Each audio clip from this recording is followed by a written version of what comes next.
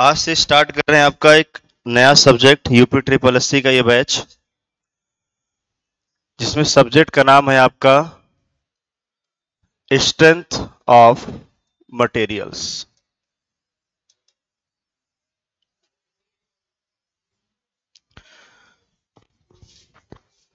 सबसे इंपॉर्टेंट चीज, जब भी हम किसी सब्जेक्ट को पढ़ें तो सबसे पहले जाने कि पढ़ना क्या है और पढ़ना क्यों है। क्यों ये जानना बिल्कुल ही जरूरी है। तो आप लोग यहां पर सिलेबस देखेंगे। सिलेबस हमारे पास फर्स्ट चैप्टर हो जाएगा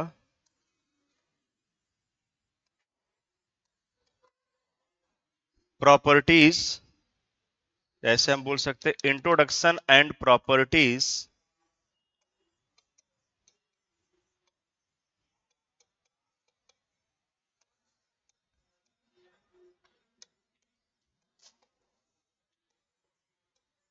मटेरियल्स। सेकेंड चैप्टर हमारे पास है simple stress and strain. Third chapter है transformation of stresses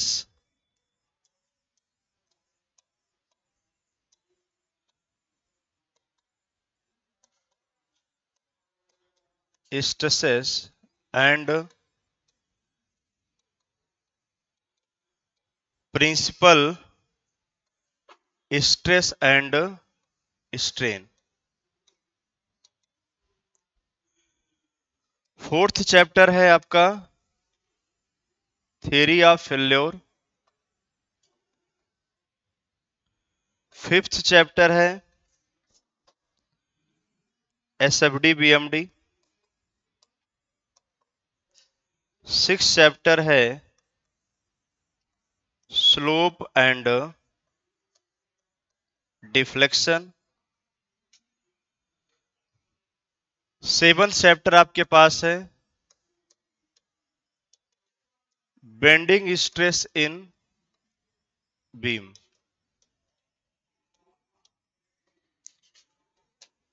eighth chapter है आपका shear stress in beam. Ninth chapter है आपका टॉर्सन। 10th चैप्टर है आपका combined bending and twisting. 11th chapter है आपका कॉलम। 12th है स्प्रिंग और 13 है आपका सेल्स। ठीक है, चलो ये कुल आपके पास 13 चैप्टर हैं। ठीक है, सब्जेक्ट को पढ़ने से पहले कुछ हमारे पास रिक्वायरमेंट होगी, इसको भी आपको नोट करने का समय दिया जाएगा। रिक्वायरमेंट सिंपल सा,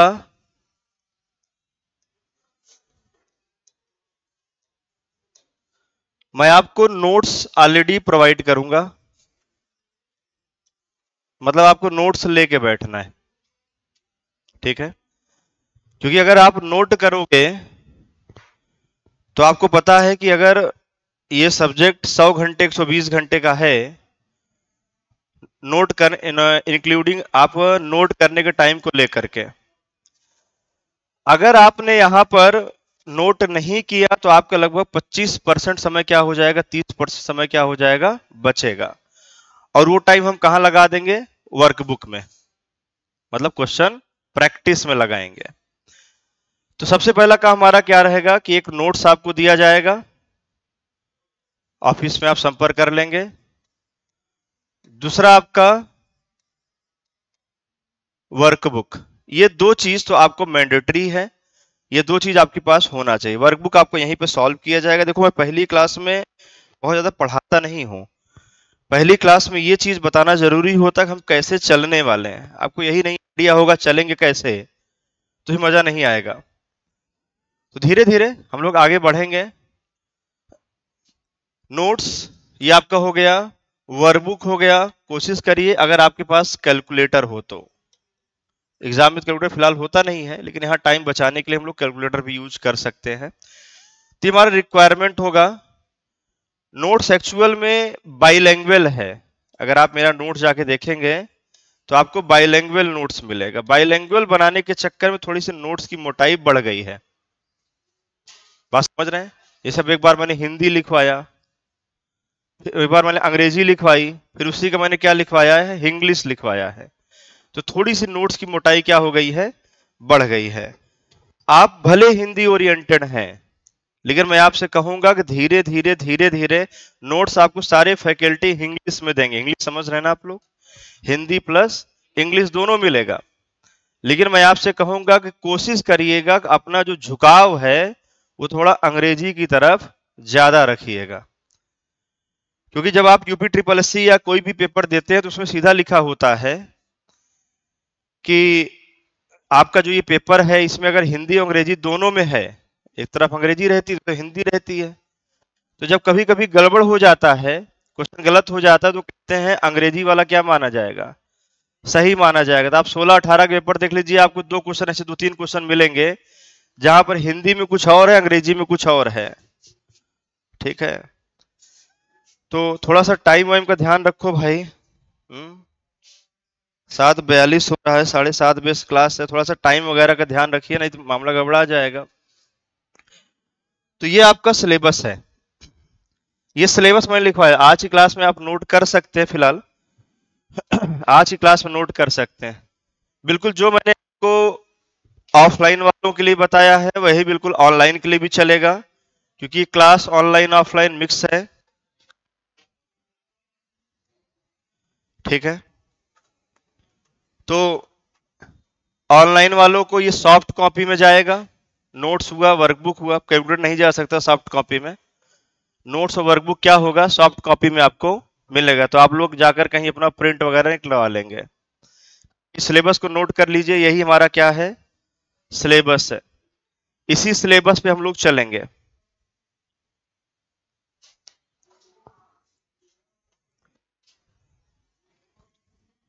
नोट करना सिर्फ आज की क्लास में है, कल से नोट करने का आपको टाइम नहीं दिया जाएगा, क्योंकि नोट करने का समय देंगे तो सब खराब हो जाएगा। हाँ, उसमें पूरी इंग्लिश भी है। मतलब ऐसा नहीं है कि इंग्लिश है टोटल। जो मेरा नोट्स मैंने सोम का दिया है ऑफिस में, उसमें पहले अंग्रेजी लिखवा दी है पूरी, फिर उसके बाद इंग्लिश है। इंग्लिश समझ रहे हो? हाँ, हिंदी इंग्लिश मिक्स है। प्योर हिंदी में नहीं बनवा सकता भाई, इतनी भी अच्छी हिंदी मेरी नहीं है कि मैं प्योर हिंदी में बनवा दूं। और प्योर हिंदी में अगर पढ़ोगे नोट डिस्टर्ब हो जाओगे। वो जो जो हिंदी यूज किया है, इसमें कितने ऐसे विद्यार्थी हैं ऑनलाइन ऑफलाइन दोनों लोग बताइएगा, जिन काफी टाइम बाद आज सरस्वती से मुलाकात हो रही है। जानना जरूरी है, पहले समझ लें स्थिति क्या है ना। सरस्वती से मुलाकात समझ रहे हैं ना, पढ़ाई से काफी टाइम बाद क्या हो रहा है, मुलाकात हो रही है कि सर ऐसे पढ़ाइएगा कि फिर लौट के वापस समझ सकें। फिलहाल ये बैच बिल्कुल आधार बैच है, जैसे आपका फाउंडेशन बैच चलता है बिल्कुल एज इट इज चलेगा। बस एक चीज का अंतर रहेगा कि आपको नोट करने का समय नहीं दिया जाएगा। नोट करने का समय देंगे तो फिर ये सिलेबस जो आपका 1.5 साल का हो जाएगा। अब तुम क्या होगे, कोशिश करो कि 10 महीने तक हार्डली ये सिलेबस क्या हो जाए, खत्म हो जाए। अब वो तभी हो सकता है जब थोड़ा सा मेहनत आप भी करें।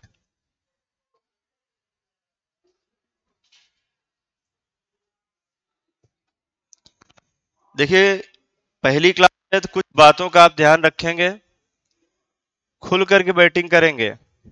खुलकर समझते हैं ना, बैटिंग करना, बेटिंग नहीं। नहीं आईपीएल में ड्रीम 11 लगाने लगो। खुल के बैटिंग करने का मतलब कोई दिक्कत है तुरंत हाथ खड़ा करके पूछो, ठीक है। कोई समस्या है तुरंत पूछिए उसको, नहीं तो कोई उसको फिर आपको बाद में सॉल्व करने वाला कोई नहीं होगा। मेरे ख्याल से आपने नोट कर लिया होगा, देखा, इसीलिए मैंने कहा था ना कि नोट करने का समय आगे नहीं दिया जाएगा। अरे बुद्धिमानो, थोड़ा सा दिमाग लगाए तो फोटो खींच लेते। तुमको जब नोट्स लेना ही था, लेना ही है, तो उसमें सब मिलेगा ही।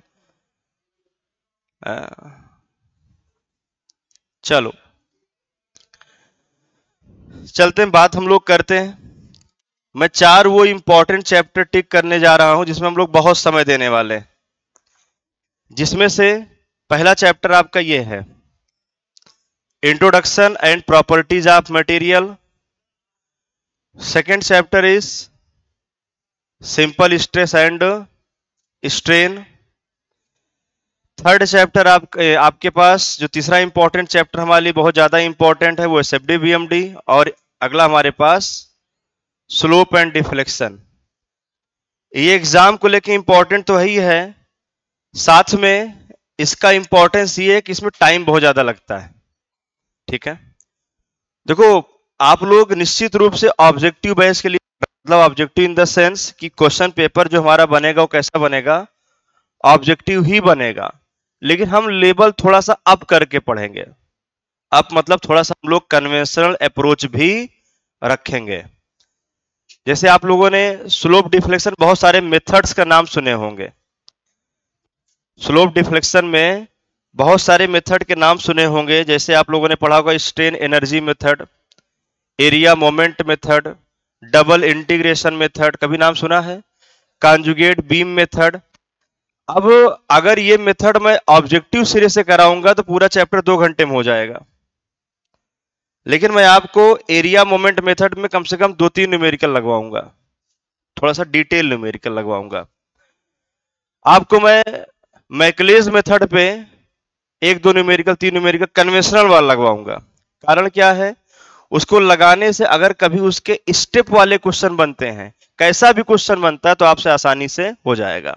तो थोड़ा सा हम लोग डिटेल की ओर चलेंगे। मैंने आपको बताया कि लगभग हम लोग सोम पढ़ते हैं लगभग 110 आवर्स के आसपास, 110 से 120 घंटे के आसपास हम लोग स्ट्रेंथ ऑफ मटेरियल पढ़ते हैं, ठीक है। अब यहां से 110 घंटे के आसपास हम लोग एसओएम पढ़ेंगे। तो इसमें से जो ये 4 चैप्टर मैंने बताया वो लगभग 60 to 70% अकेले ये 4 चैप्टर कवर करता है टाइम। उसके बाद जैसे मैं आपको कुछ चैप्टर बताऊं, जैसे transformation of stresses and principal stress strain, इसमें आपकी 3 क्लास लगेगी।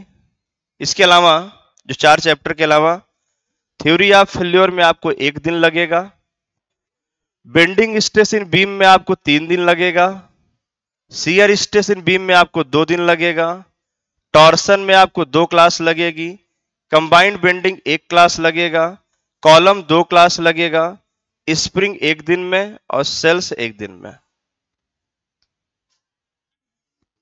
मतलब इसका जो सिलेबस है, उसका जो वेटेज है वो इतना ही है। अब आप देख कि सिलेबस कितना चलने वाला है इसका। तो जो आपको मैंने ये पिंक कलर दिखाया है, ये बेस है। बेस काहे का है? तो अगर आप बात करेंगे तो बेस किस चीज का है, तो अगर आप बेस की बात करेंगे तो अगर आपको सोम आता है तभी आपको स्ट्रक्चर आएगा, स्ट्रक्चरल एनालिसिस। फिलहाल यूपी ट्रिपल एससी में इसका सिलेबस बहुत कम है, ना के बराबर है। यूपी ट्रिपल एससी में स्ट्रक्चर एनालिसिस का सिलेबस बहुत ज्यादा नहीं है, वो डिटरमिनेसी और इनडिटरमिनेसी और ट्रस्ट तक सीमित हो गया है। अगला आपके पास स्टील स्ट्रक्चर, अगला आपके पास आरसीसी, अगला आपके पास सॉइल मैकेनिक्स। सॉइल मैकेनिक्स बड़ा यूज होता है सोम का। अगर आपको सोम और एफएम ये दो सब्जेक्ट आ जाए तो सिविल इंजीनियरिंग का कितना भी बड़ा, कितना भी टफ सब्जेक्ट हो, अगर ये दो सब्जेक्ट का बेस क्लियर है, एक सोम और दूसरा एफएम फ्लूइड मैकेनिक्स, तो आप सिविल इंजीनियरिंग किसी भी सब्जेक्ट को हिला सकते हैं, किसी भी सब्जेक्ट को। जैसे आप इन्वायरमेंटल इंजीनियरिंग पीएचई बोलते हैं, उसमें भी अच्छा खासा यूज है, इन्वायरमेंट में भी अच्छा खासा यूज है, किसका? एफएम का यूज है। तो आप लोगों को थोड़ा सा यहां पर ध्यान देना पड़ेगा। तो मैंने बता दिया कि सोम जरूरी क्यों है, और ये अच्छी चीज है कि सोम आपका पहला सब्जेक्ट चल रहा है। अगर इन सब्जेक्ट के बाद सोम चलता तो सोम पढ़ने का कोई फायदा ना होता। तो सोम आपको पढ़ना है क्योंकि आपको structure analysis, steel structure, reinforce cement concrete और सॉइल मैकेनिक्स में खास करके आपका टॉपिक जहां स्टार्ट होता है कंसोलिडेशन से। क्यों?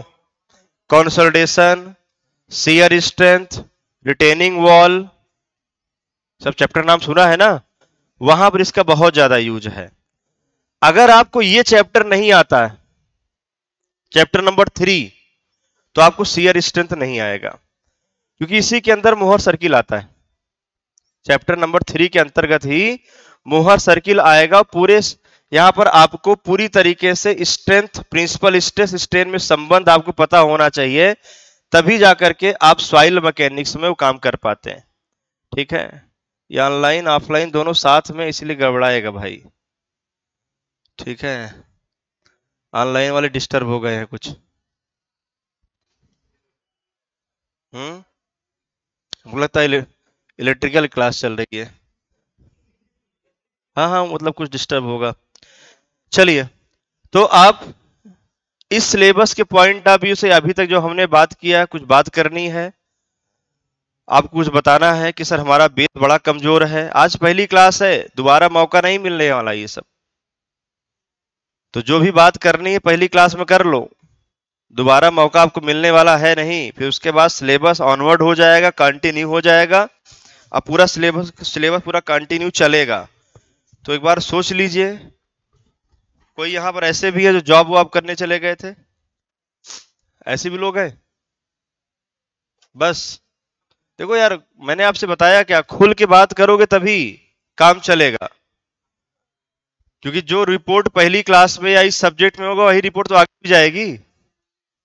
क्यों? अगर प्रिलिमिनरी रिपोर्ट आप गड़बड़ रहेगा, तभी तो आपको अप्लाइड रिपोर्ट बनेगी आगे चल के।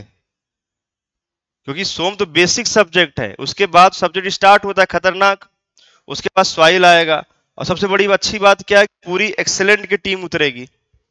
सारे फैकल्टी, जितने फैकल्टी आप देख रहे हैं, जो पोस्टर पे दिख रहे हैं, जो पोस्टर बॉयज हैं, वो तो है ही हैं, साथ में कुछ लोग हैं जो पीछे हैं। अब आप जानते हैं वो पोस्टर पे नहीं आ सकते थे, तो वो लोग भी आएंगे, तो पढ़ाएंगे सारे टीचर, सब एक एक सब्जेक्ट, दो दो सब्जेक्ट, तीन तीन सब्जेक्ट, जो भी हो पाएगा सब पढ़ाएंगे। तो सिलेबस आपने नोट कर लिया है, सब्जेक्ट क्यों पढ़ना है, मैंने सारी बातें आपको बता दिया है। आपको कल से नोट्स ले करके बैठना है, सबसे इंपॉर्टेंट हमारे लिए यही जरूरी है। क्योंकि नोट करने के समय देंगे तो बहुत ज्यादा समय लग जाएगा। कोशिश करिए हर हालत में 80 घंटे तक ये सब्जेक्ट क्या हो जाए, समाप्त हो जाए। ठीक है, चलिए, यहां से ये बात हो जाती है। हेडिंग आप कर लेंगे, next chapter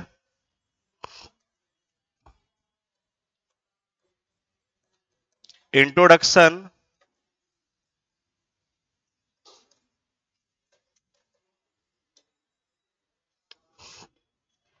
properties of material.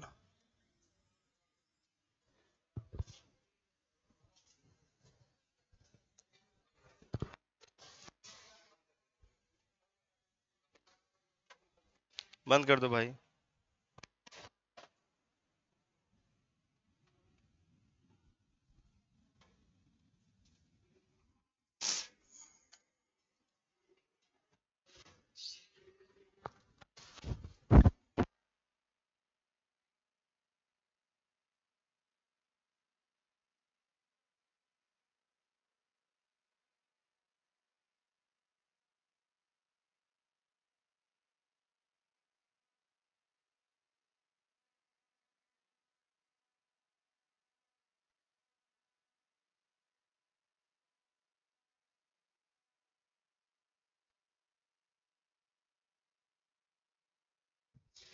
5 minute से ऑनलाइन वाले हम लोग के साथ नहीं है, समझ रहे हो?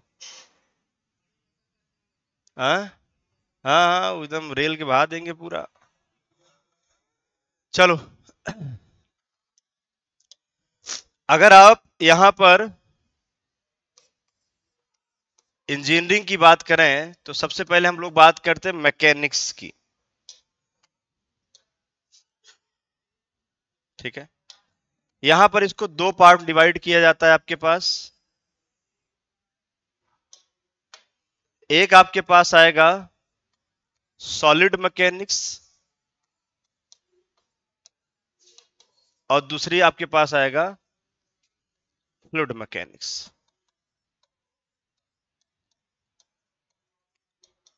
ठीक है, फ्लूइड मैकेनिक्स और सॉलिड मैकेनिक्स। तो सॉलिड मैकेनिक्स में दो पार्ट, एक आपको पढ़ना है इंजीनियरिंग मैकेनिक्स और दूसरा आपको पढ़ना है एसओएम, स्ट्रेंथ ऑफ मटेरियल। दोनों में बेसिक डिफरेंस क्या है, कोई बताए मुझे? सॉलिड और फ्लूइड में बेसिक डिफरेंस क्या है?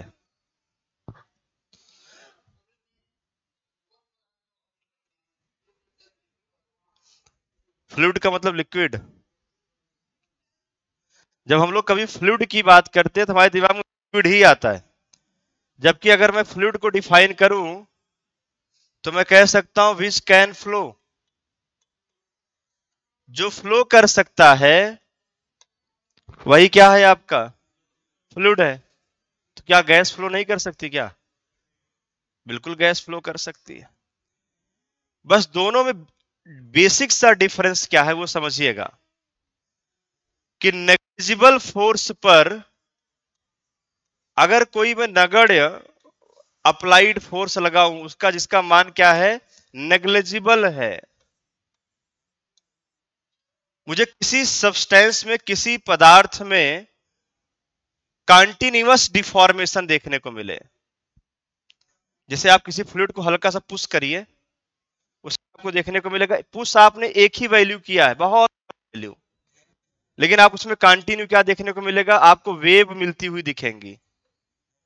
मतलब आपने अगर उस पर हल्का फोर्स भी लगाया, न के बराबर फोर्स भी लगाया, तो आपको डिफॉर्मेशन क्या देखने को मिल रहा है, बहुत ज्यादा देखने को मिल रहा है, लगातार डिफॉर्मेशन। तो आपको यह पता होना चाहिए कि यहां पर अगर मैं बात करूं तो यहां पर आपको स्ट्रेन नहीं मिलता है, स्ट्रेन रेट मिलता है। जबकि इंजीनियरिंग मैकेनिक्स की अगर आप बात करें, सॉलिड मैकेनिक्स की बात करें, तो इंजीनियरिंग मैकेनिक्स क्या है, ऐसी बॉडी जिसमें किसी प्रकार का कोई डिफॉर्मेशन ना हो। ठीक है, ऐसे बॉडी को किसके अंतर्गत पढ़ेंगे हम लोग, इंजीनियरिंग मैकेनिक्स के अंदर पढ़ेंगे। जबकि स्ट्रेंथ ऑफ मटेरियल के अंदर किस प्रकार की बॉडी को पढ़ेंगे, डिफॉर्मेबल बॉडी को पढ़ेंगे। आप किसी सॉलिड में हल्का सा फोर्स लगाइए, जैसे आपके पास ये डेस्क बेंच पड़ी हुई है, आप उस पर हल्का सा फोर्स लगाइए, क्या ऐसा होगा कि ये डेस्क अभी यहां है, उसी फोर्स पे कुछ देर बाद वहां पहुंच जाएगा?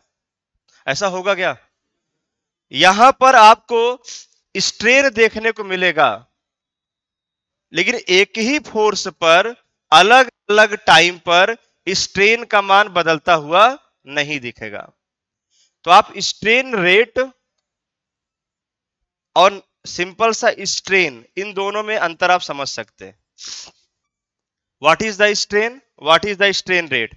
अगर टाइम के साथ एक ही फोर्स पर टाइम के साथ डिफॉर्मेशन का मान बदलता जाए तो उसे हम क्या कहते हैं, स्ट्रेन रेट कहते हैं।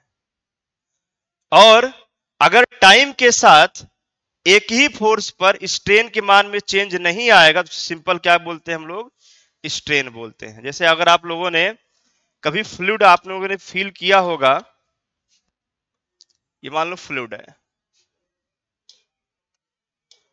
ये इसकी कोई एक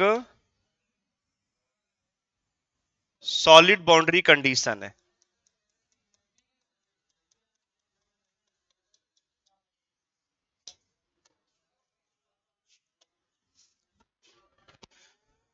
हमने कोई बाउंड्री कंडीशन बना लिया,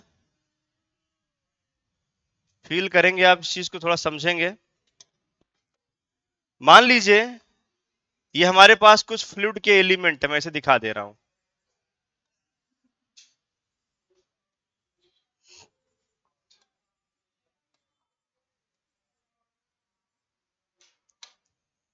ये ऊपर मैंने कोई प्लेट रख दिया और इस प्लेट पर मैंने कोई फोर्स लगाकर इसको, कैसा फोर्स है ये, कैसा फोर्स है, कौन सा फोर्स है ये? देखो ये सब बातें इसीलिए मैं कर ले रहा हूं, देख ले रहा हूं कि स्थिति आपकी क्या है। जब मैंने आपसे पूछा कि सरस्वती से लास्ट बार मुलाकात कब हुई थी, तो आप लोगों ने 5-6 लोगों ने हाथ खड़ा कर दिया था, बाकी लोग शर्मा रहे थे। मैं बस यही देखना चाह रहा था कि लोग इसे फोर्स के, मैं सब कितने प्रकार के लोड हैं, कितने प्रकार के फोर्स है, फोर्स और लोड में क्या डिफरेंस है, एक एक छोटी छोटी चीज बताऊंगा, बेसिक बेसिक चीज बताऊंगा, ठीक है। अब आप इसको जरा देखिए, टॉप से महसूस करिए कि ये एरिया है और इस एरिया पर एक ऐसा फोर्स लग रहा है। ये कौन सा फोर्स है? This is a shear force, this is a tangential force, जो किसी प्लेन के अलोंग लगता है, उसे शियर फोर्स कहते हैं। अब आप जरा महसूस करिए इस लाइन के जो मॉलिक्यूल्स हैं, यहां पर जो मॉलिक्यूल होगा वो कुछ इस तरीके से बिहेव करेगा। भाई जब आप खींचेंगे तो ये कुछ इस तरीके से फील होगा आपको। अब मॉलिक्यूल देखो शिफ्ट हो रहे हैं,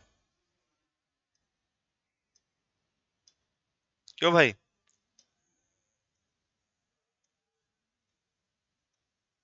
t=0 पर ये था, किसी टाइम t1 पर ही थोड़ा सा क्या हुए, शिफ्ट हुई, due to external force F। फिर से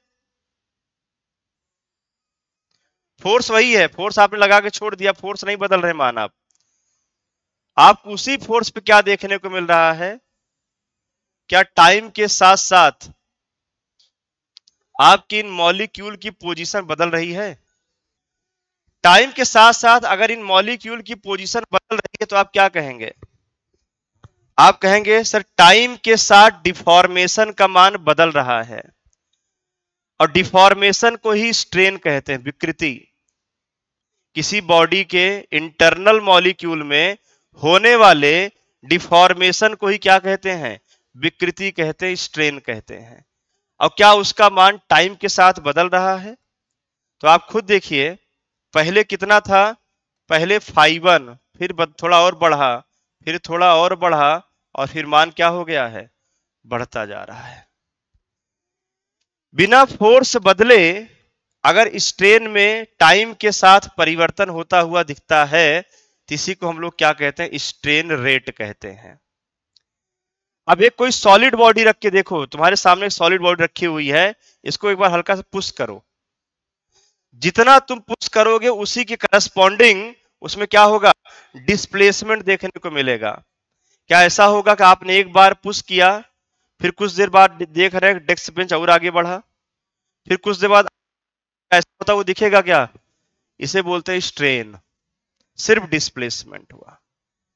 किसी प्रकार का टाइम के साथ कोई यहां पर चेंज नहीं होगा। तो सॉलिड में स्ट्रेन मिलता है और फ्लूइड में क्या मिलता है, स्ट्रेन रेट मिलता है। क्यों?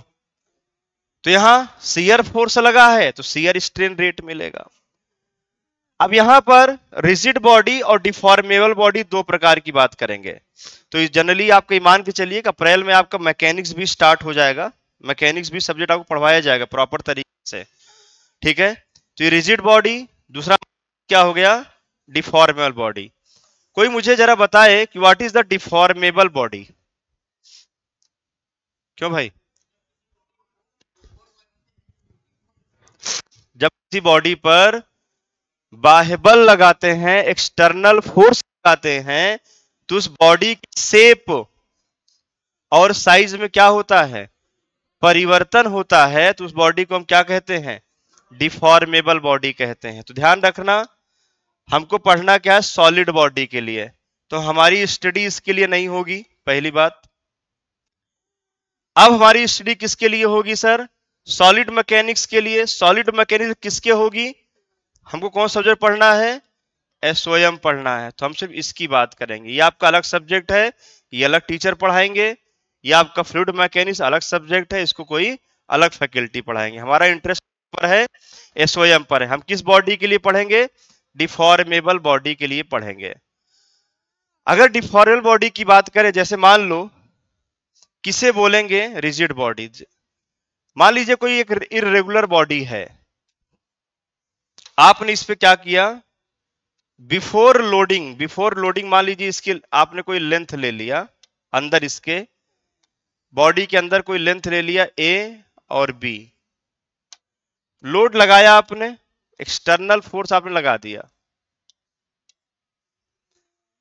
लोड लगाने के बाद फिर उस लाइन को वापस से आप मेजर करिए, आपको ऐसा लगेगा शायद वो लाइन या तो छोटी हो गई हो या तो बड़ी हो गई हो। फिर से उसको नाम क्या कह दिया? ए डैश बी डैश। अगर ए बी बराबर ए डैश बी डैश मिलता है, मतलब लोड लगाने के पहले जो लाइन की लेंथ थी, लोड लगाने के बाद भी अगर वही है, तो बताओ वो बॉडी कैसे कहलाएगी? वो बॉडी आपकी रिजिड बॉडी कहलाएगी। ठीक है, वो रिजिड बॉडी है।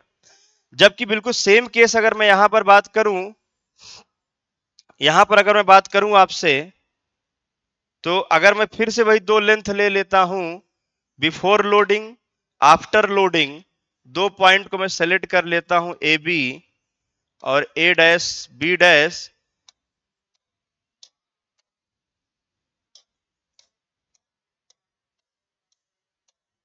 तो इसको मैं क्या बोलूंगा? यहां से A B does not equal to A dash B dash. इसका मतलब क्या हुआ कि सर इसके डायमेंशन में क्या हो चुका है? चेंज आ चुका है, इंटरनल मॉलिक्यूल्स में चेंज आ चुका है। ए बी और ए बी डैश की लंबाई सेम नहीं है। इसका मतलब बॉडी क्या हो चुकी है? डिफॉर्म हो चुकी है। हमारी जो स्टडी होगी वो इसी बॉडी के लिए होगी। कौन सी बॉडी? डिफॉर्मेबल बॉडी के लिए होगी। अब मैं डिफॉर्मेबल बॉडी के लिए बात करता हूं। डिफॉर्मेबल बॉडी भी हमारे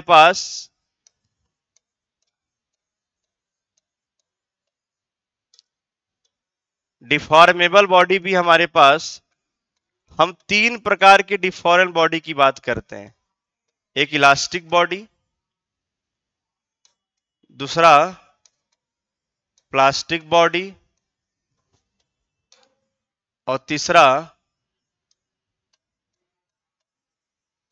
ठीक है, आपके पास यहां पर तीसरा हमारे पास जो टेम्परेचर से संबंधित बात होगी, जो आपके पास विस्को इलास्टिक की बात करेगा।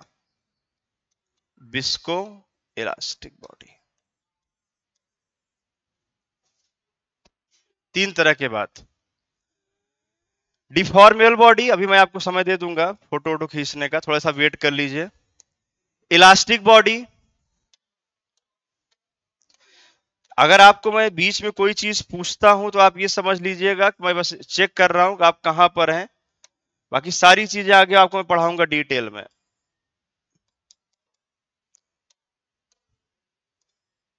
ये आपके पास ये बॉडी है। मान लीजिए T इक्वल टू 0 पर, T इक्वल टू 0 मतलब अभी वो अनलोडिंग कंडीशन है। टाइम बढ़ने के साथ साथ मुझे इस बॉडी में क्या देखने को मिलेगा सर?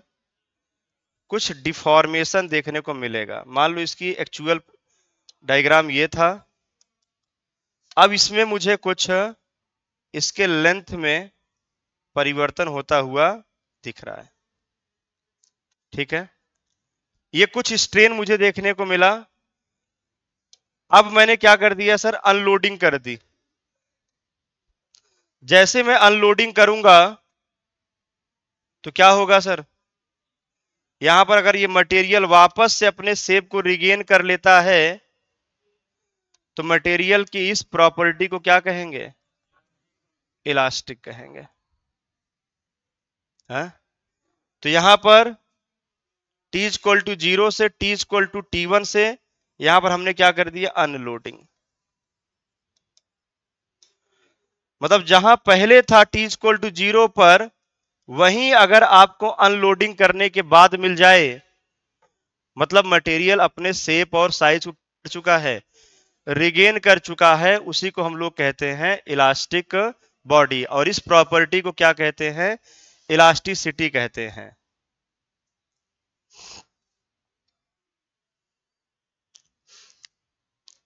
ऑनलाइन वालों का आने लगा है भाई कमेंट। पीडीएफ मिलेगा, हाँ मिलेगा, बाद में रिकॉर्डेड रहेगा, बिल्कुल रहेगा।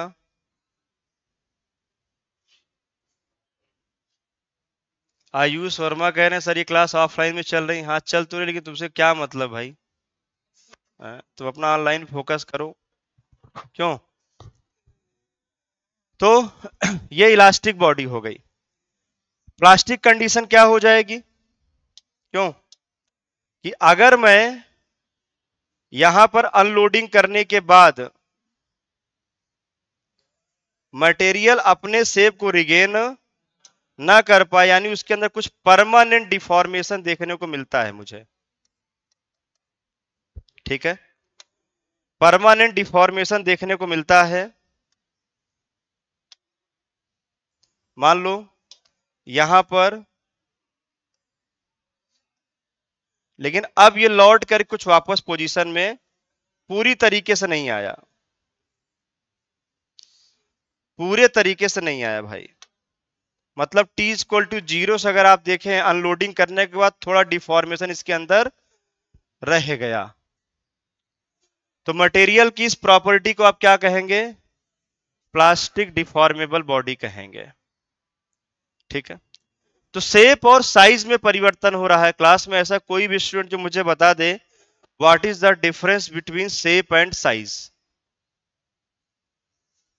कोई बताए।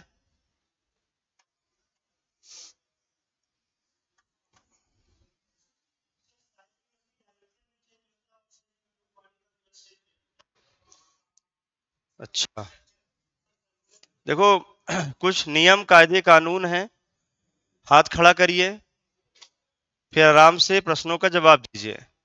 इससे क्या होगा, जो डिबेट होगा वो थोड़ा सा स्वस्थ रहेगा, और जो लोग नहीं भी जानते रहेंगे वो भी क्या करेंगे, समझ जाएंगे चीजों को कैसे बताना है। मछली बाजार लगाओगे तो मजा नहीं आएगा। बताइए, आप बैठिए आप।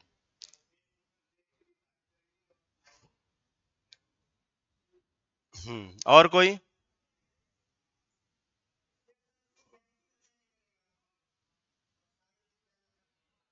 हम्म और देखो, पार्टिसिपेट करना सीख लीजिए। काफी टाइम से आप लोग हो सकता है ना पढ़े लिखे हो सही से, तो थोड़ा सा पार्टिसिपेट करिए। इंपॉर्टेंट ये कतई नहीं कि आप गलत बताएंगे, इंपॉर्टेंट ही बिल्कुल नहीं। अगर आपको ऐसा लगता है कि आपको गलत बताने पर कुछ क्लास मजा ले लिया जाएगा, तो ये क्लास मजा लेने वाली क्लास नहीं रहेगी। जो लोग मुझसे पढ़े हैं वो सब जानते हैं ये कैसे खोल रहा है यार, ये हल्क हो गया भाई तो पूरा, उठा के फेंक देगा। खुला ही रहने दो। ठीक है, ये जो लोग इतना लेट आ रहे हैं कि उनको टाइम पता नहीं है क्या, यार हर जगह तो टाइम गया है मेरे ख्याल से, शेड्यूल 7:30 बजे का समय है भाई। 7:30 का मतलब 7:30 है। ठीक है, 7:30 का मतलब 7:15 नहीं होता है। शेप और अगर आप साइज के बीच का डिफरेंस बात करेंगे तो एक काफी लोगों ने सही बताया है। आप शेप को एक ऐसी फिजिकल क्वांटिटी है जिसको आप मीजर नहीं कर सकते। जैसे आपके पास कोई मान लीजिए फुटबॉल है, तो आप कहेंगे इसका शेप क्या है, स्फेरिकल है। कोई क्रिकेट की बॉल है, उसका भी शेप क्या है आपका, स्फेरिकल है, तो शेप हो गया। लेकिन अगर आप ये बात करेंगे कि शेप कौन छोटा है कौन बड़ा है, तब आप किसका बात आ जाएगी, साइज की बात आ जाएगी। तो साइज एक ऐसी क्वांटिटी है जिसको हम लोग क्या कर सकते हैं, मीजर कर सकते हैं। जिसको मीजर किया जा सके वो साइज है। शेप को आप मीजर नहीं कर सकते, सिर्फ शेप को बता सकते हैं कि स्फेरिकल है, ये स्क्वायर है, ये रेक्टेंगुलर है, ये डायमंड है, ये ट्रायंगुलर है, सिर्फ आप बता सकते हैं। आप शेप को कभी मेजरमेंट, सब कुछ नोट्स में लिखा हुआ है, सब कुछ। तो आपको नोट्स के लिए मैनेजमेंट से बात कर लेनी है कि नोट्स कैसे मिलेगा। देखो मुझे लिखाने में कोई समस्या नहीं, आप समझिए बात को। अगर आप ये लिखाने वाली प्रक्रिया को अगर आपने पकड़ लिया, छोटा सब्जेक्ट हो तो आप पकड़ भी सकते हैं। अगर आपका बड़ा सब्जेक्ट है, आप लिखाने की तरफ चले गए, तो जो सब्जेक्ट 1 महीने में खत्म होगा वो होगा 2.5 महीने में। फिर 1 महीने समय खराब करने कोई फायदा नहीं है। मेहनत कॉन्सेप्ट पे करो, इस पे नहीं। कोई मुझे बताए what is the visco elastic, सुना है कभी इसको, इसका सुना है आपने? बिस्को, अगर मैं बिस्को की तरफ जाऊं तो बिस्को का मतलब होता है, अगर कभी किसी भी बॉडी के लिए बिस्को शब्द जुड़ गया तो उसका मतलब होता है हाई डिफॉर्मेशन। जिसमें डिफॉर्मेशन बहुत ही ज्यादा देखने को मिले, behaves like as a fluid, behaves like as a fluid, मतलब ऐसे मटेरियल को विस्को इलास्टिक कहा जाएगा जो फ्लूइड की तरह बिहेव करने लगे। अब ऐसे मटेरियल कैसे आप डिसाइड करेंगे, तो due to temperature effect, due to temperature effect. जैसे आप ले लो आयरन, एग्जांपल में ले लो आयरन। आयरन का मेल्टिंग पॉइंट कितना होता है, मेल्टिंग पॉइंट आयरन का लगभग होता है 1539 डिग्री सेल्सियस। अगर टेम्परेचर इतना हो जाए कि वो उस मटेरियल के मेल्टिंग पॉइंट के हाफ से भी थोड़ा सा ज्यादा हो जाए तो मटेरियल पिघलने लगेगा। उसके अंदर प्रॉपर्टी कौन सी आ जाएगी सर, फ्लूइड की प्रॉपर्टी आ जाएगी। और ऐसे मटेरियल को, ऐसे बॉडी को हम लोग क्या कहेंगे, विस्को इलास्टिक बॉडी कहेंगे। तो ये सिर्फ आपको सिर्फ पढ़ना है। एक्चुअल में सोम में हमको इसकी भी बात नहीं करनी है, सोम में हमको इसकी भी बात नहीं करनी है। सोम में हमको सिर्फ किसकी बात करनी है, इलास्टिक बॉडी की। मैं सारे डिफिनीशन एक एक शब्द बोलता जाऊंगा, एक एक चीज समझाता जाऊंगा। तो आपने क्या कहा, what is the elastic body, जिसमें अनलोडिंग करने के पश्चात वो अपने डायमेंशंस को वापस से रिगेन कर ले, उसे इलास्टिक बॉडी।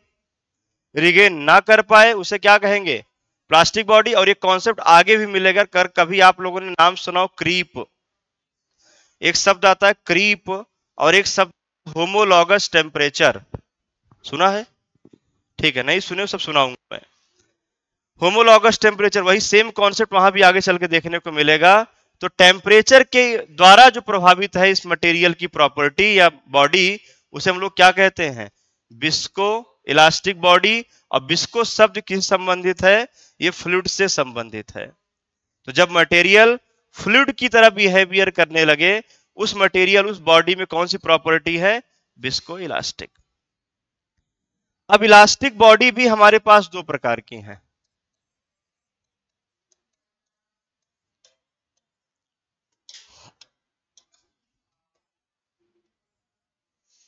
इलास्टिक बॉडी भी हमारे पास 2 प्रकार की हैं।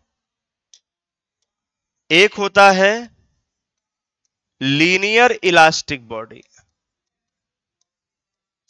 और दूसरा होता है हमारे पास non linear elastic body. What is the linear elastic body, ऐसी बॉडी जिसके अंतर्गत हुक्स लॉ वैलिड हो। यानी मैं कह सकता हूं ऐसी बॉडी जिसके लिए हम सिर्फ हुक्स लॉ का कॉन्सेप्ट डिफाइन करते हैं, ऐसी बॉडी क्या कहते हैं?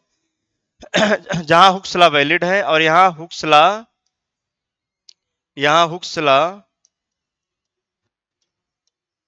इज नॉट वैलिड, यहां वैलिड ना हो, उसे हम लोग क्या कहते हैं? लीनियर। आप लोगों ने सोम में जैसे ही पढ़ा होगा तो सबसे पहला जो आपके लिए साइंटिस्ट आता है वो हुक्स से ही आते हैं। हुक्स हमेशा बताते हैं कि हम लोग लीनियर इलास्टिक बॉडी के लिए, जिसको आप लोग कहते हैं stress is directly proportional to strain, stress is directly proportional to strain up to linear limit, up to linear limit, उसी को हम लोग क्या कहते हैं? हुक्स लॉ कहते हैं। ये लीनियर इलास्टिक बॉडी के लिए एनालिसिस है, इनको आपको यहां से ध्यान रखना है, इनके हम बारे में बात करेंगे। हुक्स लॉ को डिटेल पढ़ेंगे, पूरा हुक्स लॉ आएगा, लगभग 2 से 3 दिन हुक्स लॉ के बारे में ही चलेंगे। तो अल्टीमेटली अगर मैं आपसे कहूं कि सोम किसके लिए पढ़ा जाना है, तो SOM is studied for linear elastic body.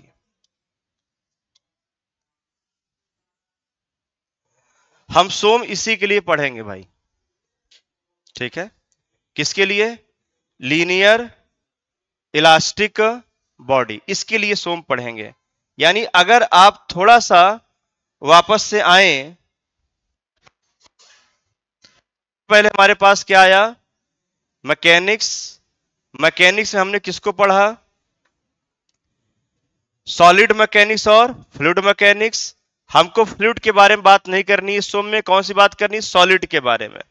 Solid को हमने 2 पार्ट में तोड़ा, रिजिड बॉडी या इंजीनियरिंग मैकेनिक्स और साथ में एसओएम। हमको क्या पढ़ना है? एसओएम। कौन सी बॉडी के लिए? डिफॉर्मेबल बॉडी के लिए। डिफॉर्मेबल बॉडी कितने प्रकार की हैं? Elastic, plastic, visco elastic. हमको किसके लिए पढ़ना है? इलास्टिक बॉडी के लिए पढ़ना है। हमने इलास्टिक बॉडी को 2 पार्ट में तोड़ा, लीनियर इलास्टिक और नॉन लीनियर। तो हमको किसके लिए पढ़ना है? लीनियर के लिए पढ़ना है।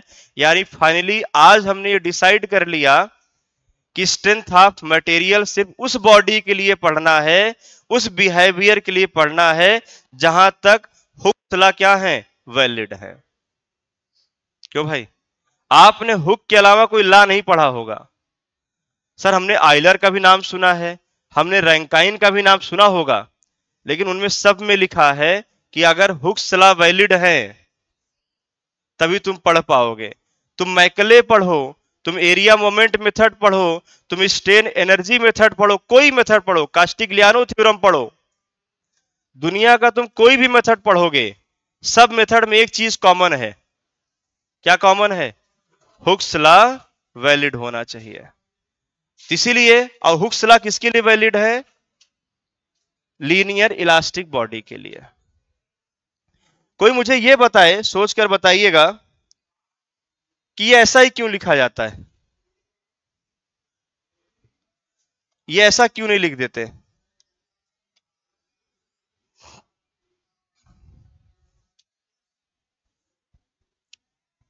क्यों? सिर्फ एक बेसिक बात हो रही है, आप कहां पर हैं सिर्फ ये बात हो रही है। कल की क्लास से पूरा एक सीक्वेंस से चलेगा, कल से कोई टेस्टिंग नहीं हुई, कल से बिल्कुल सीक्वेंस से पूरा सिलेबस आगे बढ़ता जाएगा। हाथ खड़ा करके आप बता सकते हैं कि सर हमने ये पढ़ा है, इसमें क्या गड़बड़ी है? बस हाथ खड़ा करो अकेले, बस ये अच्छी बात है। हाथ खड़ा करके आप जवाब दीजिए। पीछे से बताओ, पीछे से। हाँ हाँ, तुम ही हो।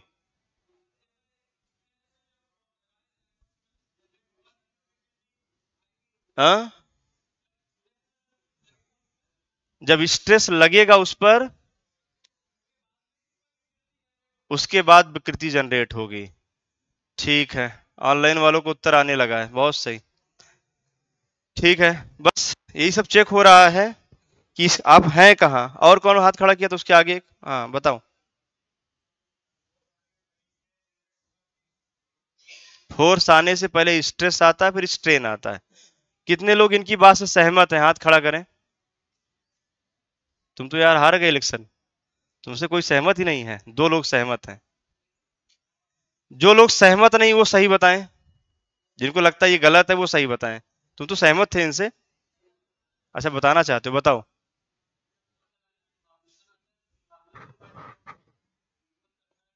स्ट्रेस समझते हो क्या है? क्या? प्रतिरोधी बल। स्ट्रेस कह रहे हो प्रतिरोधी बल है। अब आप ये भी बोल रहे हो कि पहले स्ट्रेस आता है फिर स्ट्रेन आता है। आपने यही तो बोला। मतलब अगर तुम्हारे ऊपर बिना एक्शन हुए तुम रिएक्शन देने लगोगे, ऐसे रोड पे चलते रहोगे और कोई भी तुम्हारे बगल से गुजरेगा, तुम गरिया दोगे उसको। वो पूछे काहे गरियाए हो, तो तुम कहोगे मुझे लगा तुम मुझे गाली देने वाले हो। इसका यही तो मतलब हुआ। भाई उसने कुछ बोला नहीं आपको, लेकिन आपने उसको क्या कर दिया? गाली दे दी। उसने पूछा क्यों गाली दिया, तो तुमने क्या कहा कि मुझे लगा तुम मुझे गाली देने। मतलब बिना एक्शन किए रिएक्शन कैसे आ सकता है? बैठो दोनों लोग का एक ही उत्तर था, इसलिए मैं दोनों लोग बात कर रहा हूं। न्यूटन की आत्मा को यहां पर शांति शायद ही मिले आज ये सुन करके। न्यूटन का तीसरा नियम क्या था? Every action has equal and opposite reaction. जितने भी एक्शन होते, जैसे भी अगर मैं आपसे कहूं कि एक्शन है मेरे पास 10 किलो न्यूटन का और रिएक्शन है 9.999, जितने भी 9 में लगा दूं, जितने भी चाहो लगा लो आगे। न्यूटन ये नहीं मानते थे। अभी तुमको ये दे दिया जाए, तुम कहोगे सर लगभग 10 ही ले लेते, कैलकुलेशन को आसान बनाने के लिए। क्यों? लेकिन न्यूटन नहीं लेते थे, क्योंकि न्यूटन अगर ले लेंगे तो न्यूटन का जो थर्ड लॉ है वो गड़बड़ा जाएगा। Every action has equal and opposite reaction. 10 का मतलब 10। बिना एक्शन हुए रिएक्शन हो ही नहीं सकता। आपको कुछ कोई बोलेगा तब आप उससे प्रभावित होंगे, तब आप उसके ऊपर क्या उसका क्या करेंगे? प्रतिरोध करेंगे। कभी कभी एक्शन इतना होता है कि हमारे ऊपर कोई प्रभाव ही नहीं पड़ता है। क्यों? जैसे कुछ लोग क्या करते हैं, आपने बोला, आपकी बात में कोई प्रभाव ही नहीं पड़ा, उन्होंने आपको कोई बात का जवाब ही नहीं दिया। मतलब फोर्स इतना होना चाहिए जो स्ट्रेस डेवलप करा दे। कभी ये मत सोचिएगा कि तुमने कोई भी फोर्स लगाया वो स्ट्रेस डेवलप करा देगा, ऐसा जरूरी नहीं है। फोर्स, एक्सटर्नल फोर्स सिग्निफिकेंट होना चाहिए। सिग्निफिकेंट मतलब उसका प्रभाव दिखना चाहिए। और प्रभाव का मतलब क्या है? डिफॉर्मेशन। अगर आप किसी बॉडी पर लोड लगाएंगे, उसके वो बॉडी प्रभावित होगी, अरे तभी तो विरोध करेगी। भाई आप किसी का विरोध क्यों करते हैं? आप किसी के बात का जवाब क्यों देते हैं? आप उससे हर्ट हो जाते हैं। भाई आपको किसी ने गाली दिया, आप हर्ट हुए ना। आप हर्ट जब हो जाते हो तब उस बात को क्या करते हो? विरोध करते हो। यहां पर हर्ट होने का मतलब क्या है? कि बॉडी में डिफॉर्मेशन आना।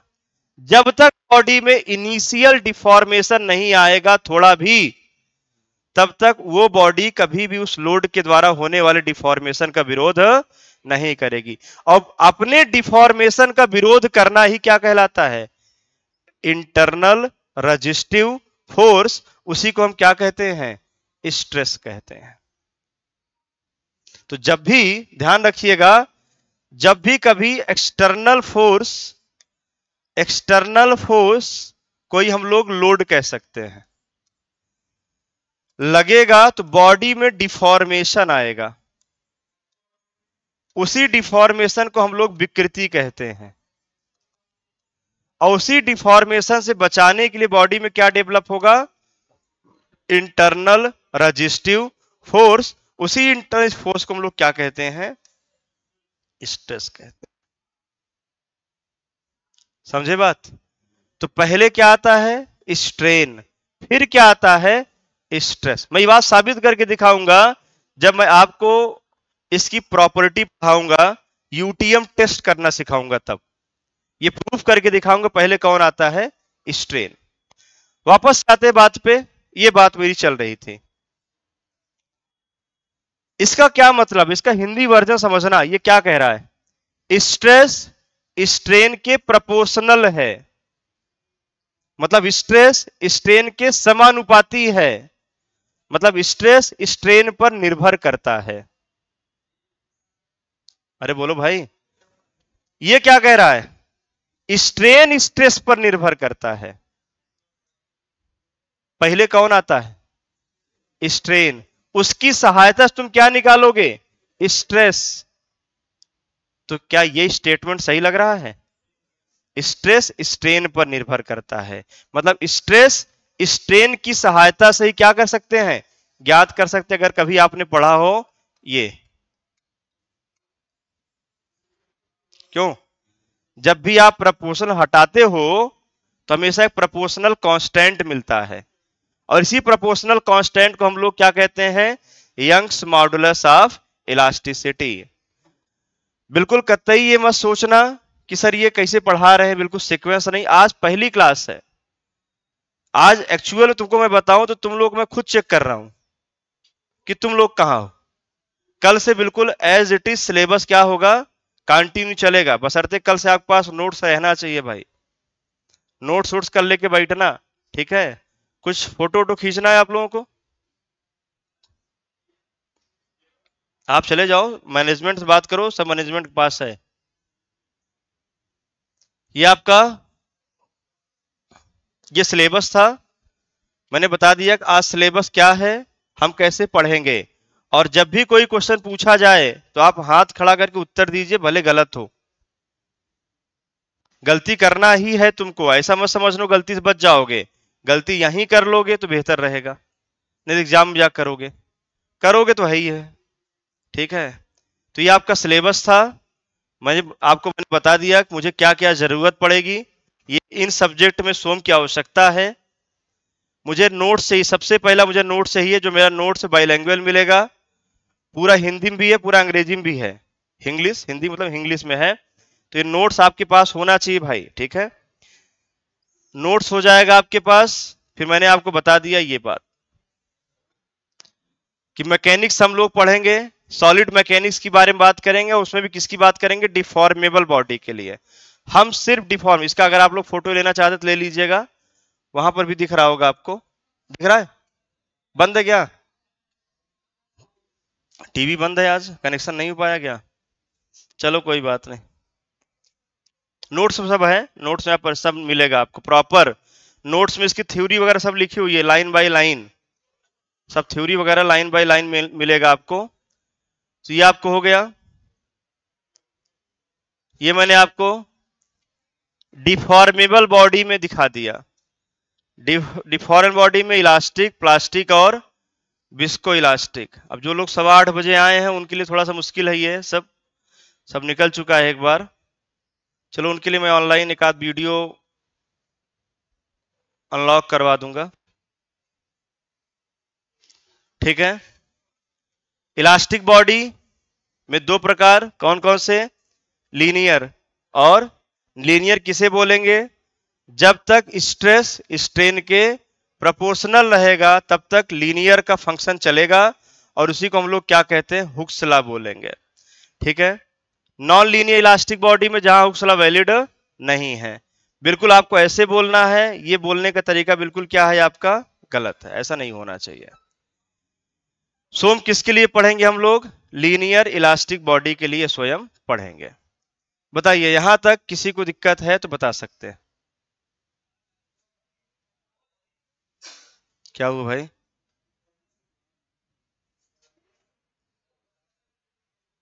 कोई प्रॉब्लम, कोई समस्या? बिल्कुल बता सकते हैं। चलिए, हिंदी। मैंने आपसे क्या कहा कि थ्योरी आपको तो हिंदी में दिया ही है, जिससे क्या मतलब? ऐसा कुछ बताओ कि मैं तुम्हें और हिंदी बताऊं। आप कितने 7:30 बजे आए हो ना, जैसे स्टार्टिंग में आ जाओ। देखो पहली बात, पहली क्लास में जरूर बात कर लें इसीलिए, क्योंकि उसके बाद कुछ बात करने का रहेगा नहीं। बताओ क्या दिक्कत थी? जैसे अभी तो मैंने कुछ लिखवाया कहाँ आपको? मैंने क्या कहा? नोट्स सब मिलेगा, नोट्स प्रॉब्लम लगेगी। जैसे कौन से डिफरेंस, एक शब्द कोई बोलो तो, कुछ तो बोलो, मुंह तो खोलो। हाँ?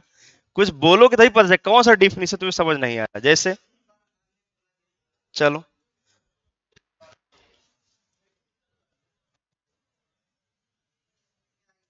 हाँ, और आगे, और आगे क्या है? और कुछ बताया नहीं फिर मैंने। मैंने ये कहा कि ये वाला तो बोलना चाहिए ना भाई। एक सिंपल सी बात बताओ, मैंने कहा कि बिस्को का मतलब होता है हाई डिफॉर्मेशन। हाई डिफॉर्मेशन का मतलब जहां डिफॉर्मेशन बहुत ज्यादा हो जाए, जहां डिफॉर्मेशन बहुत ज्यादा होने लगे, वो मटेरियल एक फ्लूइड की तरह व्यवहार करता है। अब तुमको मैंने फ्लूइड का बिहेवियर से पहले पढ़ाया, पढ़ाया कि नहीं बताया? फ्लूइड का बिहेवियर बताया। क्या ये सब दिक्कत है कि sir what is the strain rate शब्द आप बोल रहे हैं, ये सब में दिक्कत है? हाँ, स्ट्रेन रेट, टाइम के साथ एक ही फोर्स पर, एक ही बल पर आपने एक बल लगा दिया, लगा के हटा लिया, और टाइम के साथ आप क्या देख रहे हो कि मॉलिक्यूल अभी यहां था, फिर कुछ देर बाद यहां हो गया, फिर कुछ देर बाद यहां हो गया, फिर कुछ देर यहां हो गया। कभी किसी तालाब में एक हल्का सा पत्थर मार के देखो, तालाब में कहीं किनारे पत्थर गिरा के देखो, छोटा सा पत्थर गिरा दो, तुम देखना बिल्कुल तालाब के सिरे तक वहां का डिफॉर्मेशन बिल्कुल लहरों के साथ साथ क्या होगा, एक तुम्हें बिल्कुल किनारे तक देखने को मिलेगा। यही तो है डिफॉर्मेशन। तो मैंने कहा कि शेप और साइज जब परिवर्तन हो जाए, मैं साथ साथ हिंदी भी बोल रहा हूं, शेप और साइज, आकार और माप। क्यों? आकार और माप, ठीक है, हो सकता है ये सब ना बोला हो। ठीक है, तो स्ट्रेन रेट का मतलब क्या है? टाइम के साथ अगर लगातार डिफॉर्मेशन का मान, विकृति का मान चेंज हो रहा है, तो उसे हम स्ट्रेन रेट बोलते हैं। क्या सॉलिड का ऐसा होता है क्या?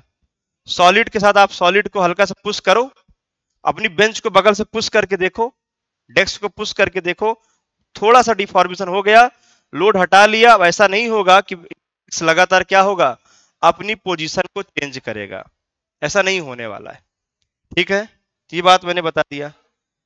तो मैंने आपसे ये बताया था सिंपल कि बिस्को इलास्टिक का मतलब क्या? बिस्को का मतलब हाई डिफॉर्मेशन। सर हम नोट्स खुद से बनाने पड़ेंगे, इतनी देर से बता रहा हूं। ऑनलाइन में यही दिक्कत होती है भाई, इन लोगों को बार बार बताना पड़ता है।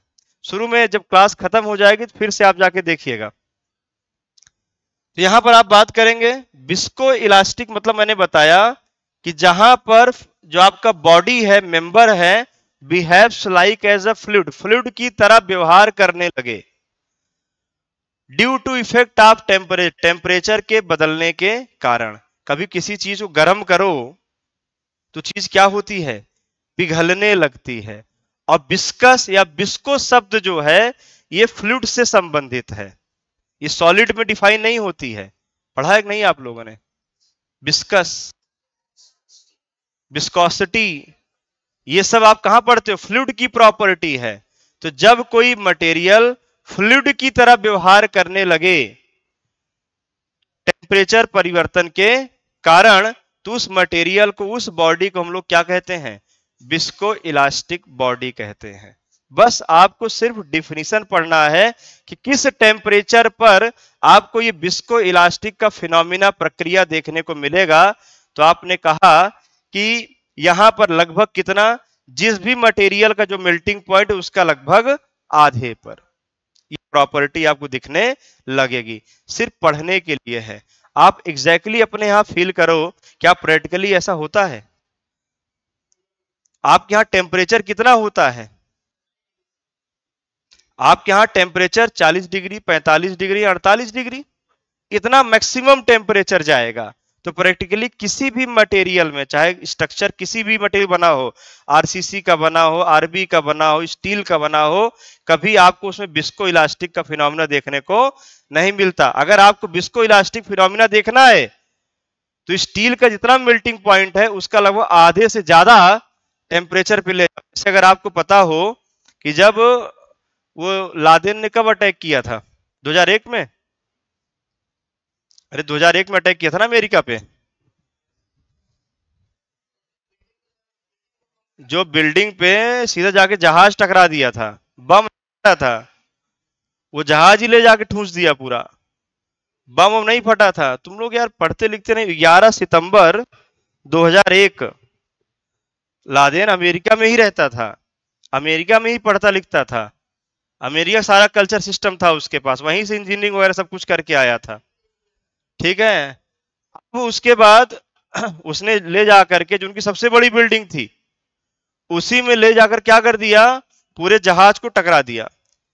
अब वो जहाज, अब जानते हैं वो आपकी बिल्डिंग खासियत क्या थी, बिल्डिंग ऐसे थी, तो बिल्डिंग ऐसे नहीं गिरी, ना ऐसे गिरी ना ऐसे गिरी, वो बिल्डिंग डिमोलिश हुई पिघल करके। क्योंकि बिल्डिंग बनी किसकी थी, एल्युमिनियम और स्टील की। और जब उसका जहाज वहां पर टकराता है, इतना हीटिंग इफेक्ट कारण वहां टेम्परेचर क्या हो जाता है, बहुत ज्यादा हो जाता है, पूरी की पूरी बिल्डिंग क्या कर जाती है, पिघलती हुई नीचे आती है। This is a visco elastic deformation. वहां पर जो डिफॉर्मेशन देखने को मिला, कैसा देखने को मिला, विस्को इलास्टिक। अगर वही आरसीसी घर रहा होता तो जिस पर टकराता उसके ऊपर वाला पूरा साफ हो जाता और नीचे के एक दो माले क्या होते, डिस्टर्ब होते, बाकी पूरी बिल्डिंग क्या हो जाती, बच जाती। क्योंकि वहां पर विस्को इलास्टिक डिफॉर्मेशन कम देखने को मिलता। तो ये विस्को इलास्टिक बता दिया, ये प्लास्टिक बता दिया, ये इलास्टिक बता दिया। किसी को और लैंग्वेज में दिक्कत है भाई, लैंग्वेज वाली बात करो भाई। लैंग्वेज वाली समस्या किसी को और है, जैसे इनको था थोड़ा बहुत, तो मैं हिंदी शब्दों का प्रयोग ज्यादा करूंगा। और कोई, देखो वहां से ऑनलाइन वाले देखो जानकार हैं। 11 सितंबर 2001 बता दी लड़के ने। हो सकता है अलग बात है उसी समय पैदाइश हुआ हो या उसके बाद ही का हो। क्या पूछ रहे थे भाई आप। विस्को इलास्टिक, इलास्टिक का मतलब यह है कि अगर मेल्टिंग पॉइंट से आधे से कम टेम्परेचर होगा, इसलिए आधे से ज्यादा टेम्परेचर है या आधे से कम होगा, इसमें विस्को शब्द हट जाएगा और मटेरियल किस तरह व्यवहार करने लगेगा, इलास्टिक बिहेवियर आ जाएगी। और कोई, ठीक है। तो इस तरीके से हम लोगों ने डिफॉर्मेबल बॉडी की यहां पर स्टडी कर ली है। अब डिफॉर्मेबल बॉडी फेल्योर के आधार पर,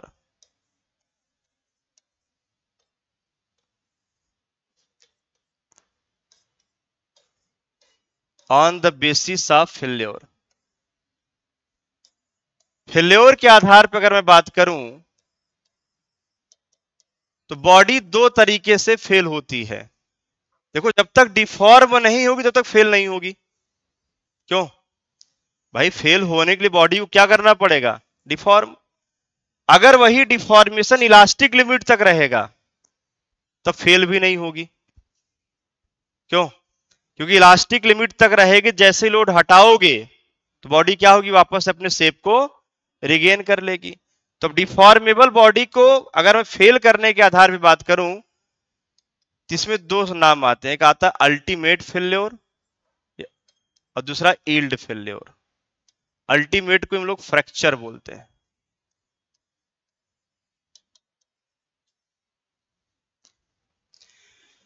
मैं स्टील की बात कर रहा हूं अगर, क्योंकि हमको सोम स्टील के लिए ही पढ़ना है, तो मैं कैसे पहचानूंगा कि किसी मटेरियल में यील्डिंग हुई है, बताओ भाई। किसी मटेरियल में यील्डिंग हुई है मैं कैसे पहचानूंगा।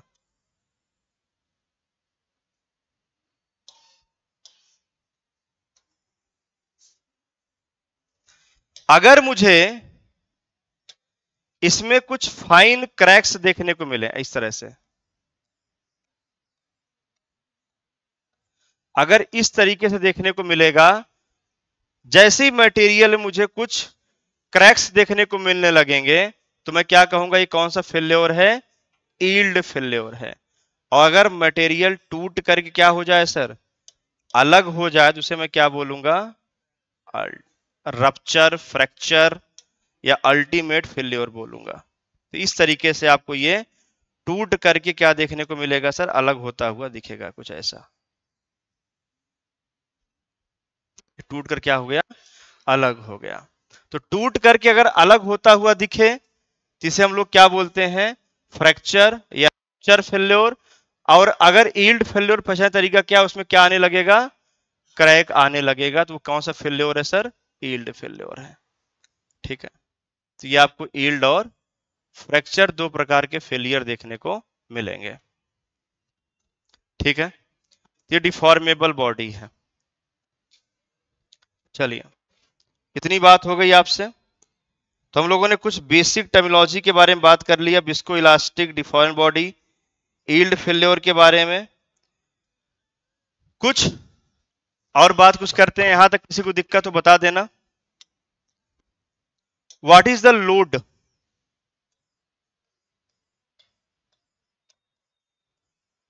लोड क्या है,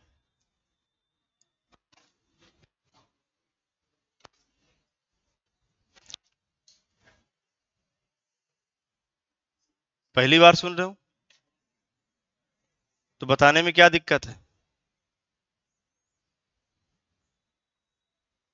क्यों भाई, बताओ तुम, क्या है लोड, किसी बॉडी पे लगाते हैं, फेस वॉश, क्रीम, किसी बॉडी पे लगाते हैं, आपने बोला ना, तो क्या लगाते हैं, फेस वॉश, क्रीम, तेल वो लगा के आते हो, हाँ, फोर्स देते हैं, बताओ, डाउनवर्ड, डाउनवर्ड ही लगना फोर्स होता है, वेट भी हो सकता है, कौन इधर बता रहा था, हाँ, एक्सटर्नल फोर्स है, बहुत बढ़िया।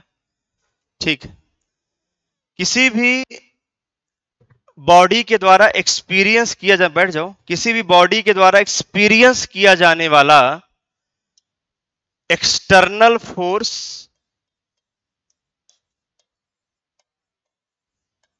और अप्लाइड मोमेंट, मोमेंट बोल सकते हैं या कपल बोल सकते हैं, कोई क्या कहते हैं हम लोग, एक्सटर्नल फोर्स या अप्लाइड मोमेंट, कोई क्या कहते हैं हम लोग, लोड कहते हैं। ठीक है, जैसे हमारे पास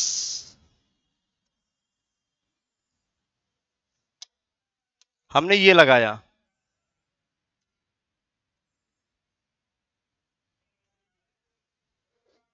ठीक है, ये अगर देखो ध्यान से तो ये इसको खींच रहा है, ये इसकी लेंथ है और इस मेंबर की ये एक्सिस है, ये एक्सिस है।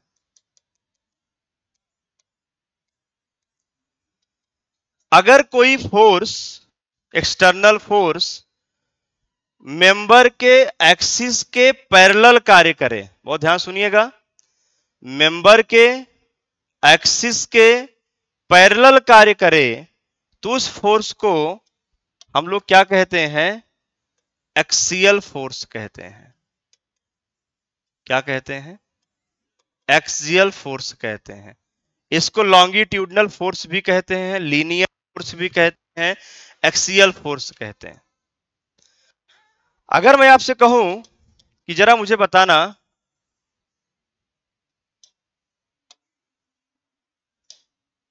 ये एक्सिस है,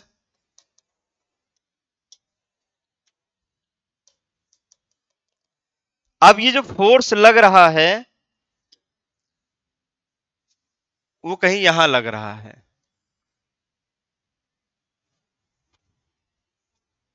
मुझे बताना क्या ये एक्सियल फोर्स है, कितने लोग कह रहे हैं कि एक्सियल फोर्स है? हाथ खड़ा करें। 3 आदमी, 4 आदमी। तुम भी लोकतंत्र में हिस्सेदार हो, है? करना है, क्यों? कंधे से कंधा मिला के ना। 4-5 लोग कह रहे हैं एक्सियल फोर्स है। कितने लोग कह रहे हैं एक्सियल फोर्स नहीं है? वो हाथ खड़ा करें। यही तो बीमारी है क्लास में। 5 लोग कहना है कि एक्सियल फोर्स है, 10 लोग कहना एक्सियल फोर्स नहीं है। बाकी इतनी संख्या जो बैठी हुई है उनका क्या कहना है कि एक्सियल फोर्स हो और चाहे ना हो, मुझसे मतलब नहीं है। यही तो मतलब हुआ। देखो, मैं आपसे शुरू से जब से आया मैं एक ही बार बार बोल रहा हूं, पार्टिसिपेशन।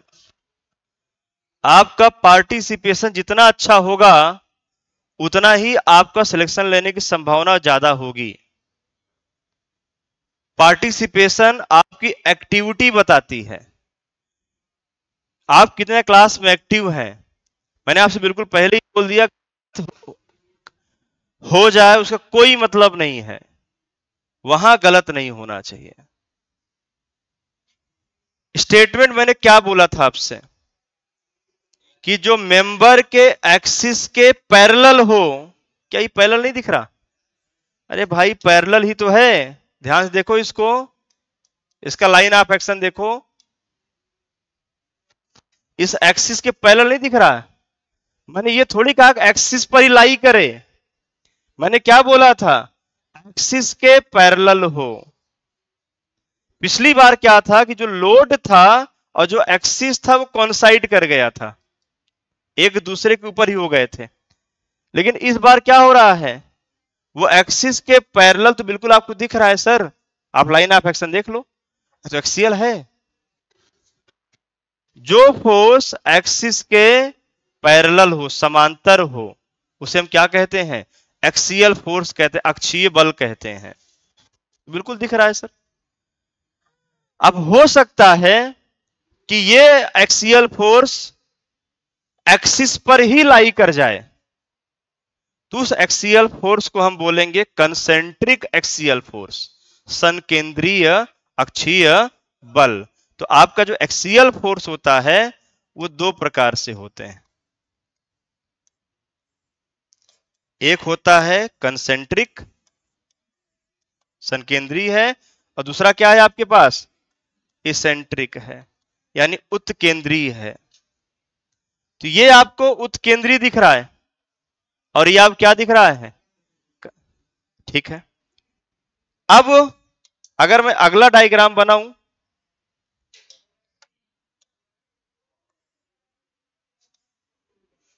क्या ये एक्सियल फोर्स है? अरे बोलो भाई, बिल्कुल एक्सियल फोर्स है। तो एक्सियल फोर्स का टेंशन भी हो सकता है और एक्सियल फोर्स का नेचर कंप्रेशन भी हो सकता है। सर आप एक्सियल फोर्स के बारे में क्यों बता रहे हैं मुझे? सेकंड है तुम्हारा सिंपल स्ट्रेस स्ट्रेन, वो पूरा किसके लिए चलेगा? एक्सियल फोर्स के लिए ही चलेगा। जब वहां एक्सियल फोर्स आएगा तब खोपड़ी पीटोगे कि सर ये एक्सियल फोर्स क्या, मुझे एक ही पता है। तो आप एटलीस्ट जानते रहिए what is the axial force. ठीक है, तो यहां पर एक्सियल फोर्स का नेचर टेंशन भी हो सकता है, कंप्रेशन भी हो सकता है।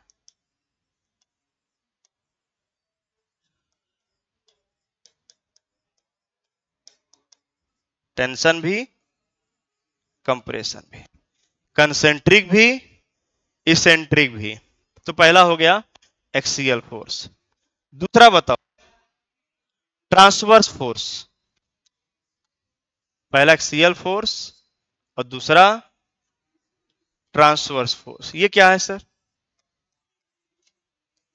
ट्रांसवर्स को आप लैटरल भी बोल सकते हैं, पार्श्व बोलते हैं आप लोग, क्यों? अनुप्रस्थ बल हिंदी भी नहीं आती? क्या बोलते हैं ट्रांसवर्स को?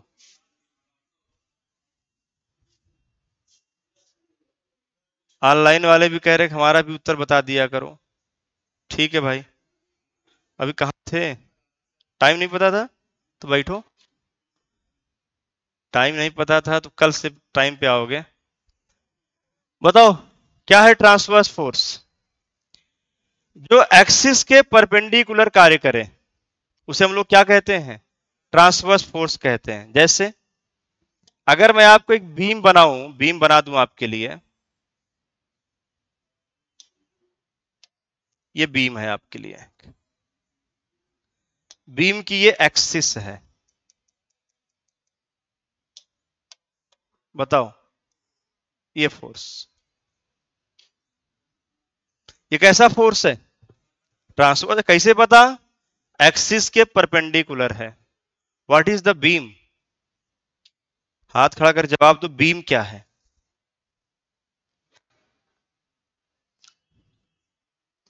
मतलब तुम लोग कसम खा लिए हो कि सर मुझे एक एक चीज, छोटी छोटी चीज पढ़नी है, क्योंकि हम आधार बैच में आए हैं। और हम बिल्कुल आधार, मतलब आधार का मतलब अंग्रेजी में बेस कहते हैं, हम बिल्कुल बेसलेस हैं, आधारहीन हैं हम। अरे 16-18 पेपर दिए हो कोई की नहीं? नहीं दिए हो, कोई बात नहीं। बीम क्या है, कोई हाथ खड़ा कर बताए। हाँ,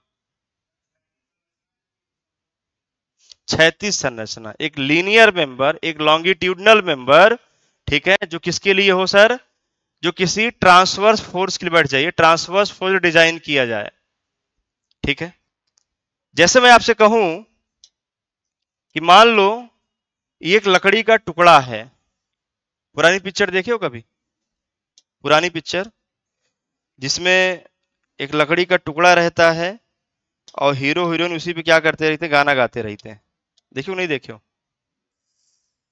मान लो ये पूरा पानी भरा हुआ है, कुछ इस तरीके से,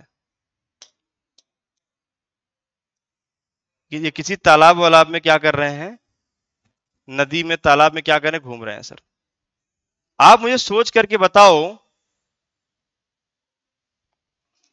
ये तैर रहे हैं, ठीक है, लकड़ी, यहां पर दो लोग हैं, ये इस तरीके से अपना बैठे हैं, गाना वाना गा रहे हैं। इसका कुछ हिस्सा पानी में डूबा भी होगा। भाई अगर कोई नाव चलती है तो कुछ हिस्सा पानी में क्या होता है? डूबा होता है। अगर इस पे तुम देखो जरा ध्यान से, इस लकड़ी के टुकड़े को ध्यान से देखो, इसको अंग्रेजी में वुड प्लैंक बोलते हैं। वुड मतलब लकड़ी, प्लैंक मतलब लकड़ी का टुकड़ा। आप मुझे इस लकड़ी को देख के बताओ, इस लकड़ी में, क्या इस लकड़ी को मैं बीम कह सकता हूं?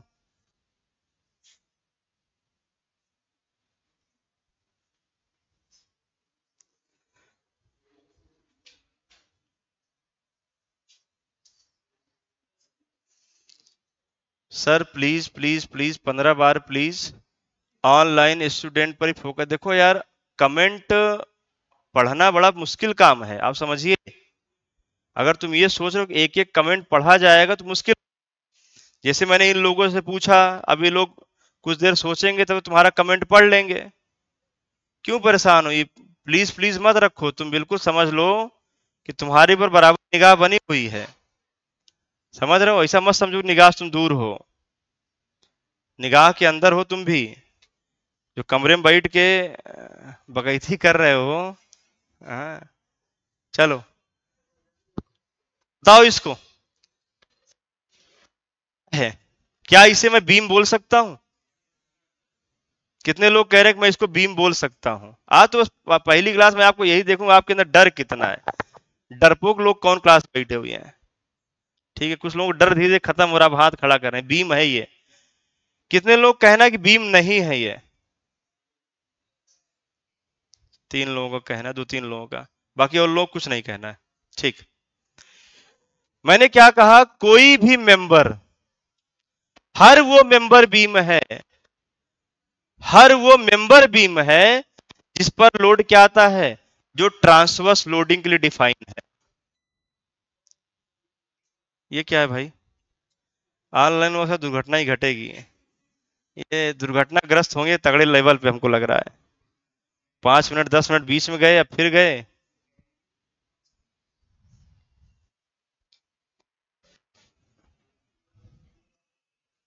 यार क्या करें?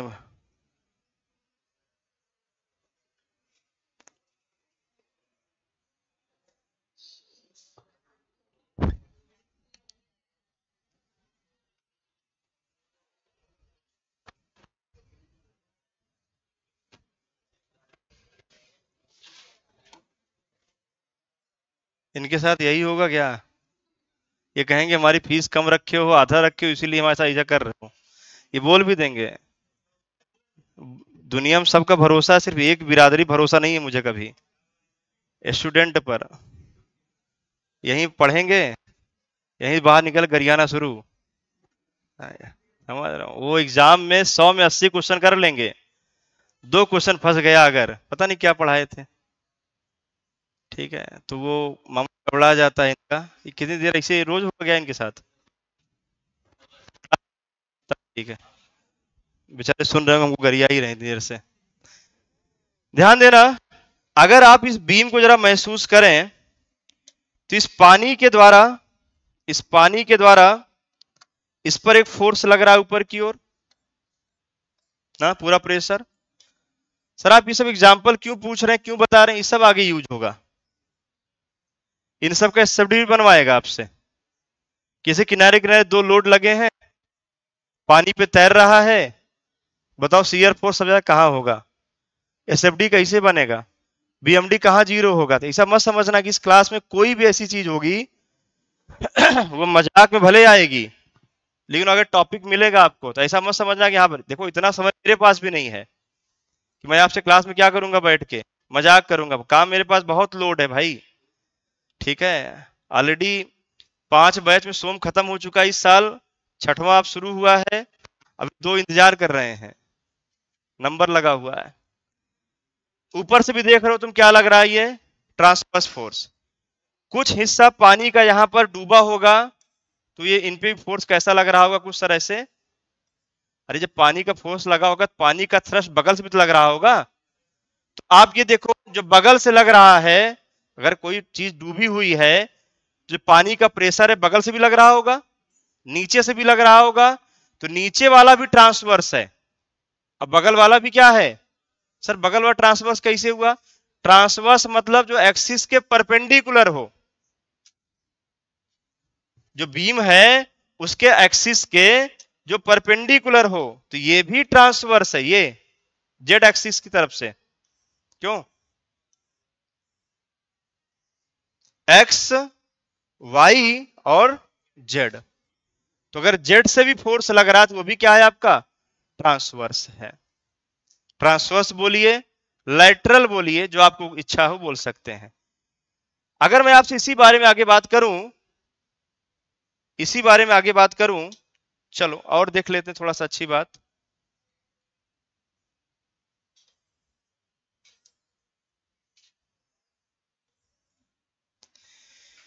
पहली क्लास में सिर्फ बेसिक चीजें,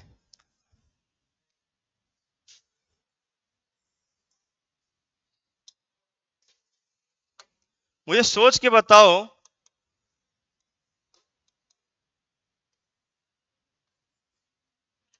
ये क्या है, ये क्या है? कितने लोग करें ट्रस है, हाथ खड़ा करें। कितने लोग करें ट्रस नहीं है? 2-3 लोग करें ट्रस नहीं है। मैक्सिमम लोगों ने कहा कि ट्रस है। मैं कहूंगा ये अभी मैं कह नहीं सकता, मेरा जवाब है मैं कह नहीं सकता।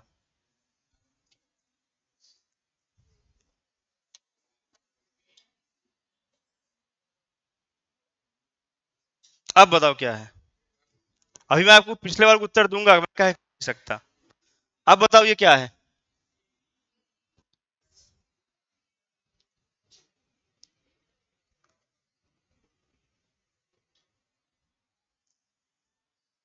ट्रस का मतलब हमेशा होता है कि जब ज्वाइंट्स लोड कैरी करे, ये ज्वाइंट्स हैं, अगर लोड यहां आता है तो ये ट्रस है, दिस इज ट्रस, ये ट्रस है।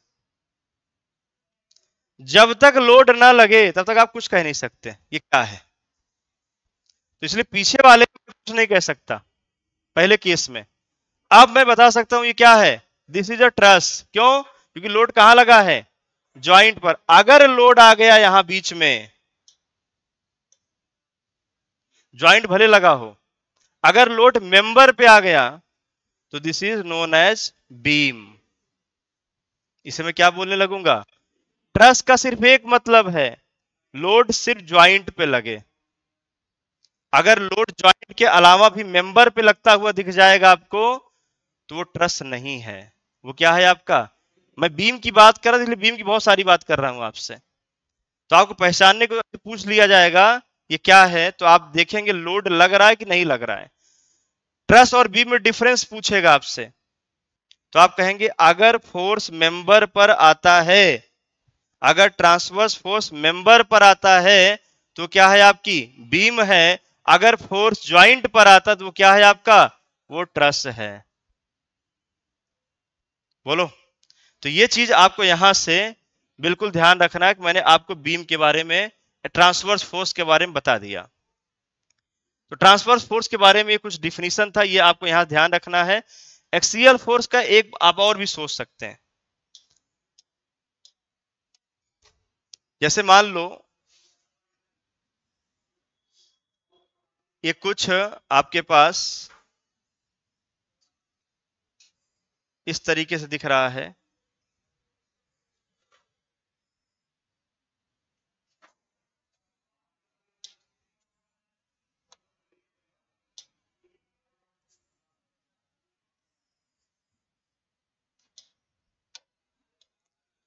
ये इसका एक्सिस है, और एक एक्सिस कैसा है इसका? बिल्कुल ऐसे। बताओ, अगर लोड बिल्कुल सेंटर पे लगे, ये कैसा फोर्स है? ये ट्रांसवर्स है। ये क्या है भाई? ये एक्सिस है। ये कॉलम है, ये कॉलम की एक्सिस है। और एक्सिस के अलोंग, एक्सिस के पैरेलल जो फोर्स कार्य करता है उसे क्या कहते हो? एक्सियल फोर्स कहते हो। अगर इस सेंटर पे लगा तो ये कंसेंट्रिक कहलाएगा, और सेंटर से अगर किसी भी डायरेक्शन में लगा तो ये क्या कहलाएगा आपका? इसेंट्रिक कहलाएगा। सेंटर इसके बीच की दूरी स्मॉल ई।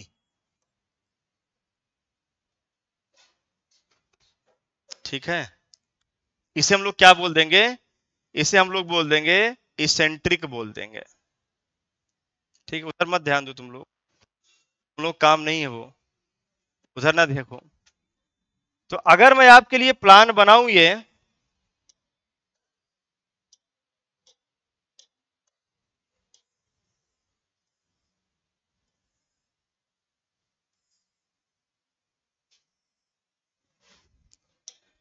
तो इस एक्सिस को अगर आप देखें,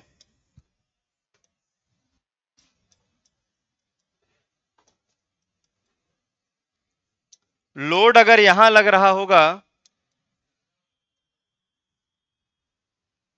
कितने दूरी पर? पी दूरी पर। ये आपकी दूरी यहां से ई है। तो जब भी ऐसा होगा, जब भी इसेंट्रिक कंडीशन आएगी, तो हमेशा इसके द्वारा क्या डेवलप होगा? एक पी यहां, और पी के साथ क्या डेवलप होगा? पी इंटू ई का एक कपल, पी इंटू ई का एक मोमेंट यहां देखने को मिलेगा। तो जब भी इसेंट्रिक कोई भी चीज आपको देखने को मिलेगा, लोड जब भी इसेंट्रिक देखने को मिलेगा, तो हमेशा आप क्या देखने को मिलेगा? लोड के साथ साथ एक क्या देखने को मिलेगा? एक कपल देखने को मिलेगा। तो इस तरीके से एक्सियल फोर्स, लोड हमने कहा कि किसी बॉडी के द्वारा एक्सटर्नल फोर्स या अप्लाइड मोमेंट को एक्सपीरियंस करना ही क्या कहलाता है? लोड। लोड में पहला कौन सा लोड बताया आपको? एक्सियल फोर्स बताया। एक्सियल फोर्स आपको दिखाया इसेंट्रिक कंसेंट्रिक हो सकते हैं। एक्सियल फोर्स बताया टेंशन कंप्रेशन हो सकते हैं। और एक्सियल फोर्स ये आपके पास हो गया है। तो इस तरीके से हम लोग एक्सियल फोर्स सारा डेटा यहां से ले चुके हैं। साथ में हमने ट्रांसवर्स भी आपको दिखा दिया है। तो ट्रांसवर्स फोर्स, बीम और ट्रस में एक छोटा सा अंतर बताया। बाकी जब मैं आपको स्ट्रक्चर पढ़ाऊंगा तो ट्रस में डिटेल में बात करेंगे। लगभग 4 से 5 घंटा ट्रस में डिटेल में बात करेंगे। यहां तक किसी कुछ पूछना है तो पूछ सकते हैं भाई।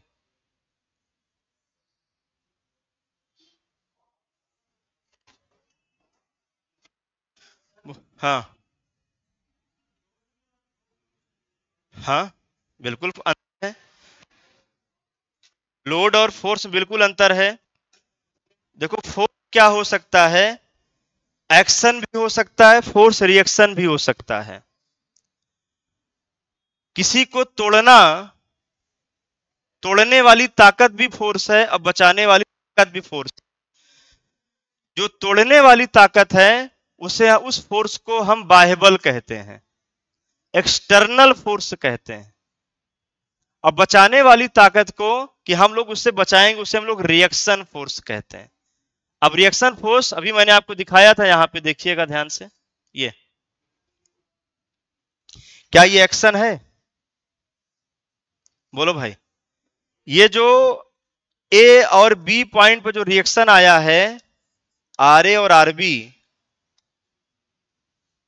ये कब आएगा?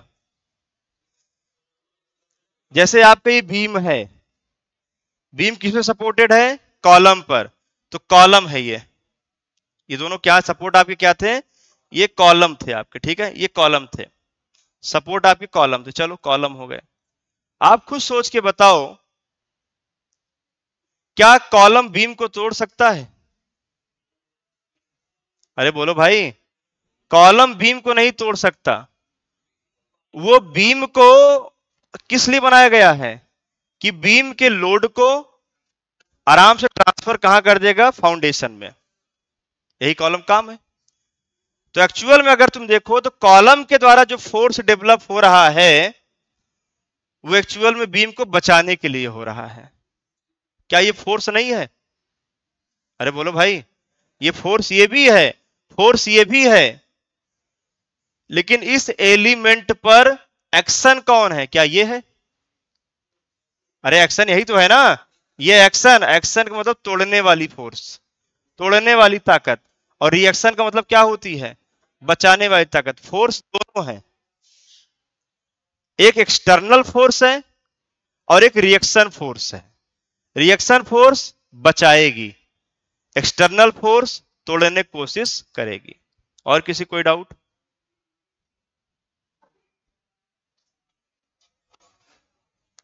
बोल भाई, किसी को और कोई प्रॉब्लम है तो बता सकते हैं।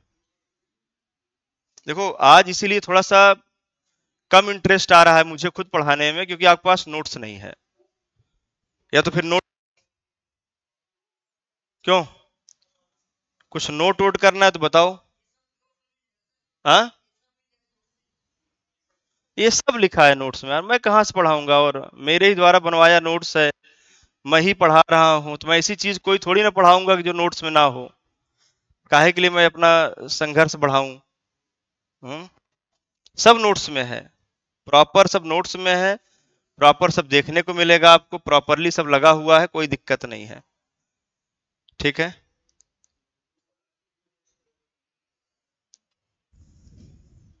अगला, based on extent of loading. तीन प्रकार की हमने यहां बात कर ली। एक्सटेंट बताता हूं इसका हिंदी वर्जन क्या है। Based on extent of loading. Extent का मतलब विस्तार, लोड का विस्तार करने के आधार पर। जैसे अगर आप बात करें, किसी फाउंडेशन को आप ले लीजिए, किसी फाउंडेशन को,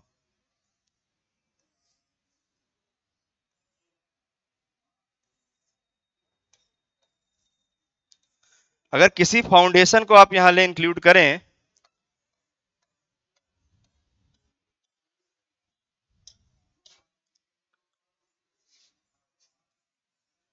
ये लोड लग रहा है, मान लो क्यों लोड लग रहा है? ये नीचे से क्या कर रहा है? इसको फाउंडेशन बचा रहा है। अब आप खुद देखिए, क्यों लोड क्या है? क्या ये एक पॉइंट लोड है? बोलो भाई। जब लोड किसी बिंदु पर या बहुत ही छोटे एरिया पर कार्य कर रहा हो तो उस लोड को हम क्या कहते हैं? पॉइंट लोड या कंसंट्रेटेड लोड कहते हैं। किसी एक ही जगह लोड लगना। जैसे मान लो बड़ा सा छत है, तुम खड़े हो कहीं पर उस छत पर, तो तुम बताओ उस छत के तुलना में तुम्हारा शरीर जो एरिया कवर कर रहा है क्या बहुत कम, बोलो भाई। तो तुम जो है क्या हुआ, उस छत के रिस्पेक्ट तुम क्या हुए, एक पॉइंट लोड हुए। अब वो लोड जैसे ही नीचे फाउंडेशन में ट्रांसफर होगा तो क्या वो बड़े एरिया में ट्रांसफर होगा, अरे बोलो भाई।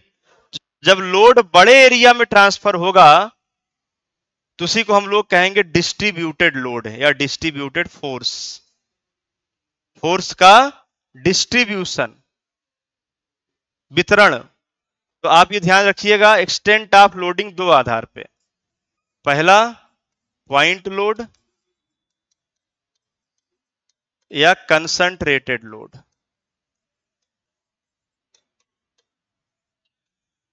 दूसरा आपके पास हो जाएगा डिस्ट्रीब्यूटेड लोड। तो ये आपके पास हो जाएगा डिस्ट्रीब्यूटेड। दोनों में बेसिक डिफिनीशन क्या है कि जब लोड किसी छोटे एरिया या किसी पॉइंट पे कार्य करता हुआ दिखे तो उसे हम लोग पॉइंट लोड या कंसंट्रेटेड लोड कहेंगे। अगर लोड किसी बड़े एरिया पर लगता हुआ देखने को मिल रहा है उसे हम कहेंगे डिस्ट्रीब्यूट लोड। जब आगे चल के आप लोग पढ़ेंगे यूडीएल, कभी नाम सुना है, uniformly distributed load, UDL, uniformly varying load, आप लोगों ने सुना होगा, तो हम लोग देखेंगे आगे चल के। ठीक है, तो इस तरीके से डिस्ट्रीब्यूटेड लोड का भी कॉन्सेप्ट हम लोगों ने देख लिया है। चलिए बताइए यहां तक। देखो आगे बहुत ज्यादा पढ़ाने को इस मतलब नहीं हमको समझ में आ रहा है क्योंकि आपके पास नोट्स वगैरह है नहीं। ठीक है, तो हम लोग लगभग अगर आप जाके देखेंगे तो मेरे ख्याल से हम लोग 5-6 पेज आपके नोट्स 5 पेज हम लोग पढ़ चुके हैं। ठीक है, तो नोट्स जब पढ़ेंगे तो 5-6 पेज हम लोग पढ़ चुके हैं। नोट्स थोड़ा स्पेसियस है, बहुत अच्छे तरीके से लिखा हुआ है, आप लोग उसको ले लेंगे आराम से पढ़ेंगे। ऑनलाइन वाले भी कुछ पूछना है पूछ सकते हो भाई, नहीं कहोगे हमको देख नहीं रहे हो।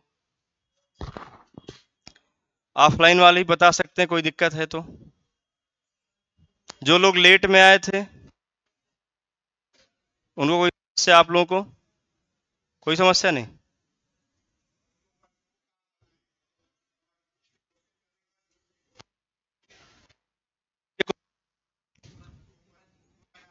वर्कबुक, हाँ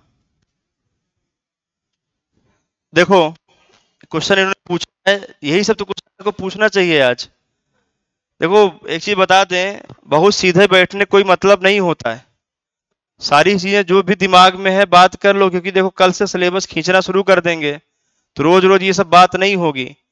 वर्कबुक में लगभग आपको 500 प्लस क्वेश्चन मिलेगा मेरे सोम के वर्कबुक में। ठीक है, जिसमें आपको इजी, मॉडरेट और ईएससी तक के क्वेश्चन मिलेंगे, ईएससी गेट तक के। ठीक है, बहुत मतलब आपको वेल डिजाइंड है पूरी तरीके से। कोशिश ये किया गया है कम हो, कोशिश ये किया गया गलत ना हो। इसको लगाने के बाद सोम में आपको कोई बुक लगाने की आवश्यकता बिल्कुल नहीं है। नोट्स वर्कबुक के बाद सिर्फ अगर आप कुछ करना है तो आप टेस्ट सीरीज दीजिए बस। ठीक है, टेस्ट सीरीज और उसके अलावा कुछ नहीं। मतलब आपको यूथ पब्लिकेशन की तरफ नहीं भागना है। ठीक है ना, फिर आपको कोई किताब और भी लेनी है सोम में, बिल्कुल आपको स्ट्रेंथ ऑफ मटेरियल में आपको क्या करना, वर्कबुक आपको दे दूंगा, उस वर्कबुक को आपको लगाना है और कम से कम 2 से 3 बार। और वर्कबुक मैं खुद लगवाऊंगा, ऐसे नहीं होगा कि आप लगा लेंगे अपने आप से, आपसे नहीं लगेगा वो इतने आसानी से। ठीक है, उसमें थोड़ा सा मेहनत करना पड़ेगा। वर्कबुक जो रहेगा वो इंग्लिश में है, तो कुछ लोग आज वो भी डाउट क्लियर समझ लो। कुछ लोग कहेंगे सर अंग्रेजी में रहे कैसे होगा, तो यार क्वेश्चन इंग्लिश में जितने भी रेफरेंस बुक्स हैं सब में क्वेश्चन कहाँ मिलेगा आपको, इंग्लिश में ही मिलेगा, अच्छी किताबों में। या तो उसको ट्रांसलेट करवाओ या तो क्लास में उसका हिंदी वर्जन मुझे सुन लो, मैं क्लास प्रॉपरली उस क्वेश्चन क्या करूंगा, हिंदी में एक्सप्लेन कर दूंगा। बाकी आप जब 2 से 3 बार वर्कबुक लगाएंगे तो आपको ऑटोमेटिक वर्कबुक समझ में आने लगेगा। आंसर की मैं खुद लगवाऊंगा। आंसर की जैसे मान लो पहले चैप्टर में पहला और दूसरा चैप्टर मिला के मैंने पहला चैप्टर बनाया है, उसमें लगभग 112 क्वेश्चन है, तो 112 के आंसर मैं आपको लगवा दूंगा। आराम से 2-3 दिन का मैं आपको समय दे दूंगा कि आराम से तुम लोग क्या करो, लगा करके आओ, सॉल्व करके आओ। फिर मैं इसी बोर्ड पे क्वेश्चन नंबर 1, क्वेश्चन नंबर 2 आता जाएगा, स्लाइड लगवा दूंगा पूरा बोर्ड पे। 112 क्वेश्चन का पूरा क्या लगवा दूंगा, स्लाइड लगवा दूंगा। जिसको जो डाउट होगा वो क्या कर लेगा, पूछ लेगा। और कोई, बस चैप्टर पहले नहीं कर पाओगे, चैप्टर के बाद ही करवाया जा सकता है ना।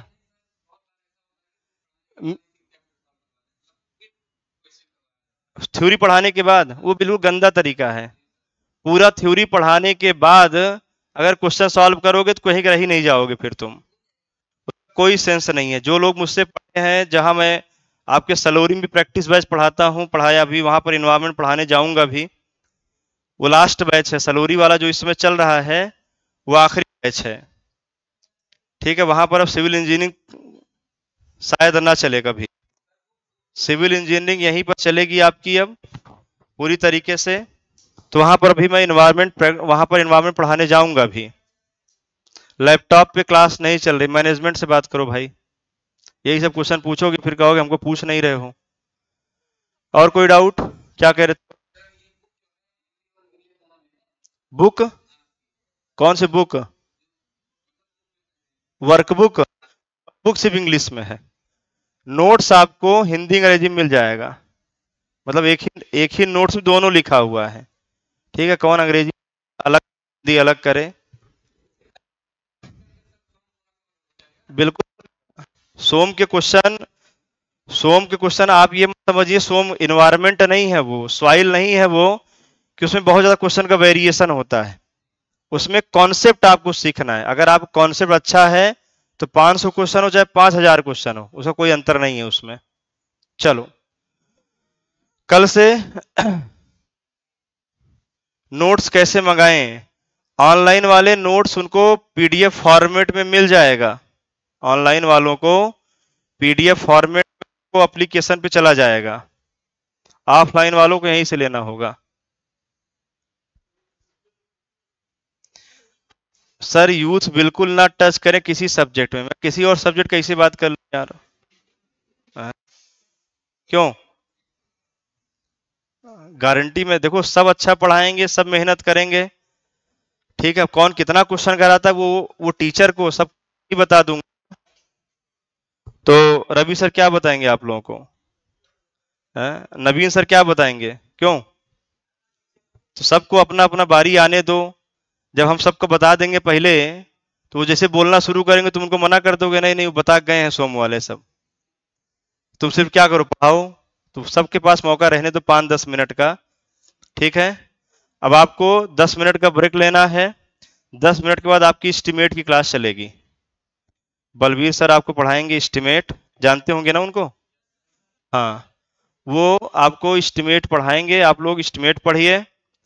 एक बड़ा सब्जेक्ट, एक छोटा सब्जेक्ट कॉम्बिनेशन बना के चलिए। जल्दी ही आपका मैकेनिक्स या सर्वेइंग में भी स्टार्ट हो जाएगा। क्लासेस तो शुरुआत हुई है 4 घंटे की, आगे बढ़ के 6-7 घंटे हो जाएंगी। और जिस दिन सिलेबस आ जाएगा आपका यूपी ट्रिपल एससी का, तब नॉन टेक आपका स्टार्ट होगा। अभी देखो, टेक्निकल सिलेबस में कोई परिवर्तन होने से रहा। नॉन टेक का भी डाउट चल रहा है कि जैसे पिछली बार क्या था, नॉन टेक बहुत कुछ दिया था, हिंदी अंग्रेजी कंप्यूटर पता नहीं क्या क्या दिया था, वो रीजनिंग वगैरह सब दिया था। इस बार सुनने में आया है कि यूपी स्पेशल और कंप्यूटर 2 ही चीज आएगा, अभी सुनने में आ रहा है। तो जैसे वो लिखित में आ जाएगा तुरंत आपका नॉन टेक स्टार्ट कर दिया जाएगा। तो मान के चलो कि 7 मई से फॉर्म भरा जाएगा। 7 मई से फॉर्म भरा जाएगा। तो 7 मई से अगर आपका फॉर्म भरा जाएगा तो आपका वही मई के फर्स्ट वीक में नोटिफिकेशन आ जाएगा, पूरी तरीके से पूरा नोटिफिकेशन आ जाएगा। तो उसमें सिलेबस पता चल जाएगा कि नॉन टेक का सिलेबस क्या है। तो नॉन टेक का सिलेबस जो भी होगा, कंप्यूटर और जो भी आपका होगा सब पढ़वा दिया जाएगा। तो अभी शुरुआत में आपकी 3-4 घंटे, 4-4.5 घंटे क्लास चलेगी, और उसके बाद फिर क्लास बढ़ेगी। भाई देखो, सब ठीक है, बस कल ये होना चाहिए। तुम लोग आज से वैसे बैठ के जो शक्ल देख रहे हो, इसे मजा नहीं आ रहा है। कल से थोड़ा सा क्या होगा, थोड़ा सा अंडरलाइन वगैरह करोगे, पढ़ोगे लिखोगे, तब उसमें कुछ समझ में आएगा। और कोई डाउट? देखो, मैं बार बार पूछ रहा हूँ कि पहली क्लास बात करनी है कोचिंग संबंधित, बैच संबंधित कुछ भी जानकारी लेनी वो सब ले लो जो भी पूछना है। टेक्निकल सारा कवर होगा। टेक्निकल देखो चीज बता दे तुमको, ऐसा बिल्कुल मत समझो कि UP triple S C JE का कोचिंग कर तो UP triple S C JE का अकेले होगा काम। UP triple S C JE कब हुआ था? 2018 के पेपर 21 में हुआ था, 22 में। तो अब पैटर्न बहुत बदलेगा, पैटर्न बहुत बदलेगा, आप ये पक्का जान लीजिए। तो आपको जो लेवल है थोड़ा सा ये टच करना पड़ेगा, इंजीनियरिंग सर्विस एग्जामिनेशन का लेवल टच करना पड़ेगा। वो मत समझिएगा वन लाइनर क्वेश्चन आएगा अकेले। बात समझ रहे हैं कि चैन की लंबाई कितनी होती, कितने लिंक होते हैं, ये सब समझ लग चुका है। अब आप पेपर का पैटर्न बदलेगा, और बदलने का मतलब आपको यहां जाना पड़ेगा, और यहां जाने का मतलब क्या है? एमएसक्यू करना पड़ेगा। एमएसक्यू मतलब मल्टीपल सिलेक्टेड क्वेश्चन, जहां पर एक भी सही है, चारों सही है, 2 3 4 सही है, 1 2 3 सही है, उसी को एमएसक्यू कहते हैं। तो आपको मेरे वर्क में अच्छा खासा क्वेश्चन मिलेगा, ठीक है। चलो, तो यहां जाएंगे। मैंने आपसे कहा कि मेरा अप्रोच कन्वेंशनल रहेगा। आप भले पेपर ऑब्जेक्टिव देने जा रहे हैं, थोड़ा सा डेरिवेटिव अप्रोच रहेगा, थोड़ा सा कन्वेंशनल अप्रोच रहेगा, मतलब थोड़ा डिस्क्रिप्टिव पढ़ाऊंगा मैं। डिस्क्रिप्टिव पढ़ोगे तभी ऑब्जेक्टिव अच्छे से कर पाओगे, ठीक है। चलो, बार बार और कुछ नहीं पूछेंगे, कितना पूछें हम, तुम लोग कुछ बता ही नहीं रहे, ठीक है। चलो, अब एक चीज अकेले बता दो कि जो जिस तरीके से आपका चल रहा है बेसिक लेवल, वो धीरे चल रहा है कि तेज चल रहा है? हाँ, सही है। और धीरे और तेज यही चले, ठीक है। कल जब नोट्स लेकर आओगे थोड़ा चीजें बदल सकती है, मे भी 19-20 हो जाएंगी, लेकिन मैं इसीलिए पूछ रहा हूं क्योंकि पहली क्लास से पूछ लूं क्या लेवल है, जो पढ़ाया जा रहा समझ में आ रहा है आपको। बस एक एक चीज देखो, बोर्ड पर जो भी चीज लिखी मिले, एक भी सिंगल टर्म अगर मैं बोर्ड पे लिख रहा हूं, अगर आपको उसका मतलब नहीं पता है तो मामला गड़बड़ है, ठीक है। तो नोट्स में जितनी चीजें हैं, बोर्ड में जितनी चीजें, सबको आपको मतलब बिल्कुल क्रिस्टल क्लियर होना चाहिए। कल जो बचे हुए 2-3 लोड हैं वो पढ़ेंगे। कल पढ़ेंगे assumption in SOM, strength of material, जो हम आगे पढ़ने वाले हैं पूरा डिटेल में। हुक्स लॉ के अजम्पशन आपने सुना होगा, आइलर्स थ्योरी के अजम्पशन सुना होगा। उन अजम्पशंस को, सारे अजम्पशंस को हम लोग सोम में यही पढ़ने वाले हैं। तो कल हमारा इंट्रोडक्शन टॉपिक खत्म हो जाएगा, कल ही स्टार्ट होगा हमारा प्रॉपर्टीज, ठीक है। तब फिर आपको बताएंगे स्ट्रेस स्ट्रेन कर्व क्या होता है, इन सब चीजें बात करेंगे। पैसेंजर ट्रेन जैसी है सर स्पीड, ठीक। ऑनलाइन वाले ऐसे ही बोलते हैं भाई, हम लोग तो आदत है ना ऑनलाइन सुनने को, बस गरियाते नहीं है वो लोग, क्योंकि जानते हैं जैसे गाली देंगे उसे ब्लॉक कर देंगे ये लोग, तो ऐसे बोलेंगे कि जो है बुरा ज्यादा ना लगे, इसलिए बोल लेते हैं। पैसेंजर ट्रेन जैसी सर स्पीड है, ठीक, कोई बात नहीं। चलिए, 5 मिनट का ब्रेक लीजिए, चाय वाय पी लीजिए। टाइमिंग सही है 7:30 बजे, थोड़ा सवेरे उठ के आओ, ठीक है। देखो अब तुम लोग सीनियर हो गए हो, जैसे घर में बूढ़ बुजुर्ग होते हैं सवेरे 4-5 बजे उठ जाते हैं, वैसे अब तुम लोग अपने आप को समझो, और सवेरे जो है 4-5 बजे क्या कर जाया करो, 6 बजे तक हर रात में उठ जाया करो, ठीक है। चलो, बाकी के लिए अगली क्लास करिए आप लोग, ठीक है। चलिए, धन्यवाद।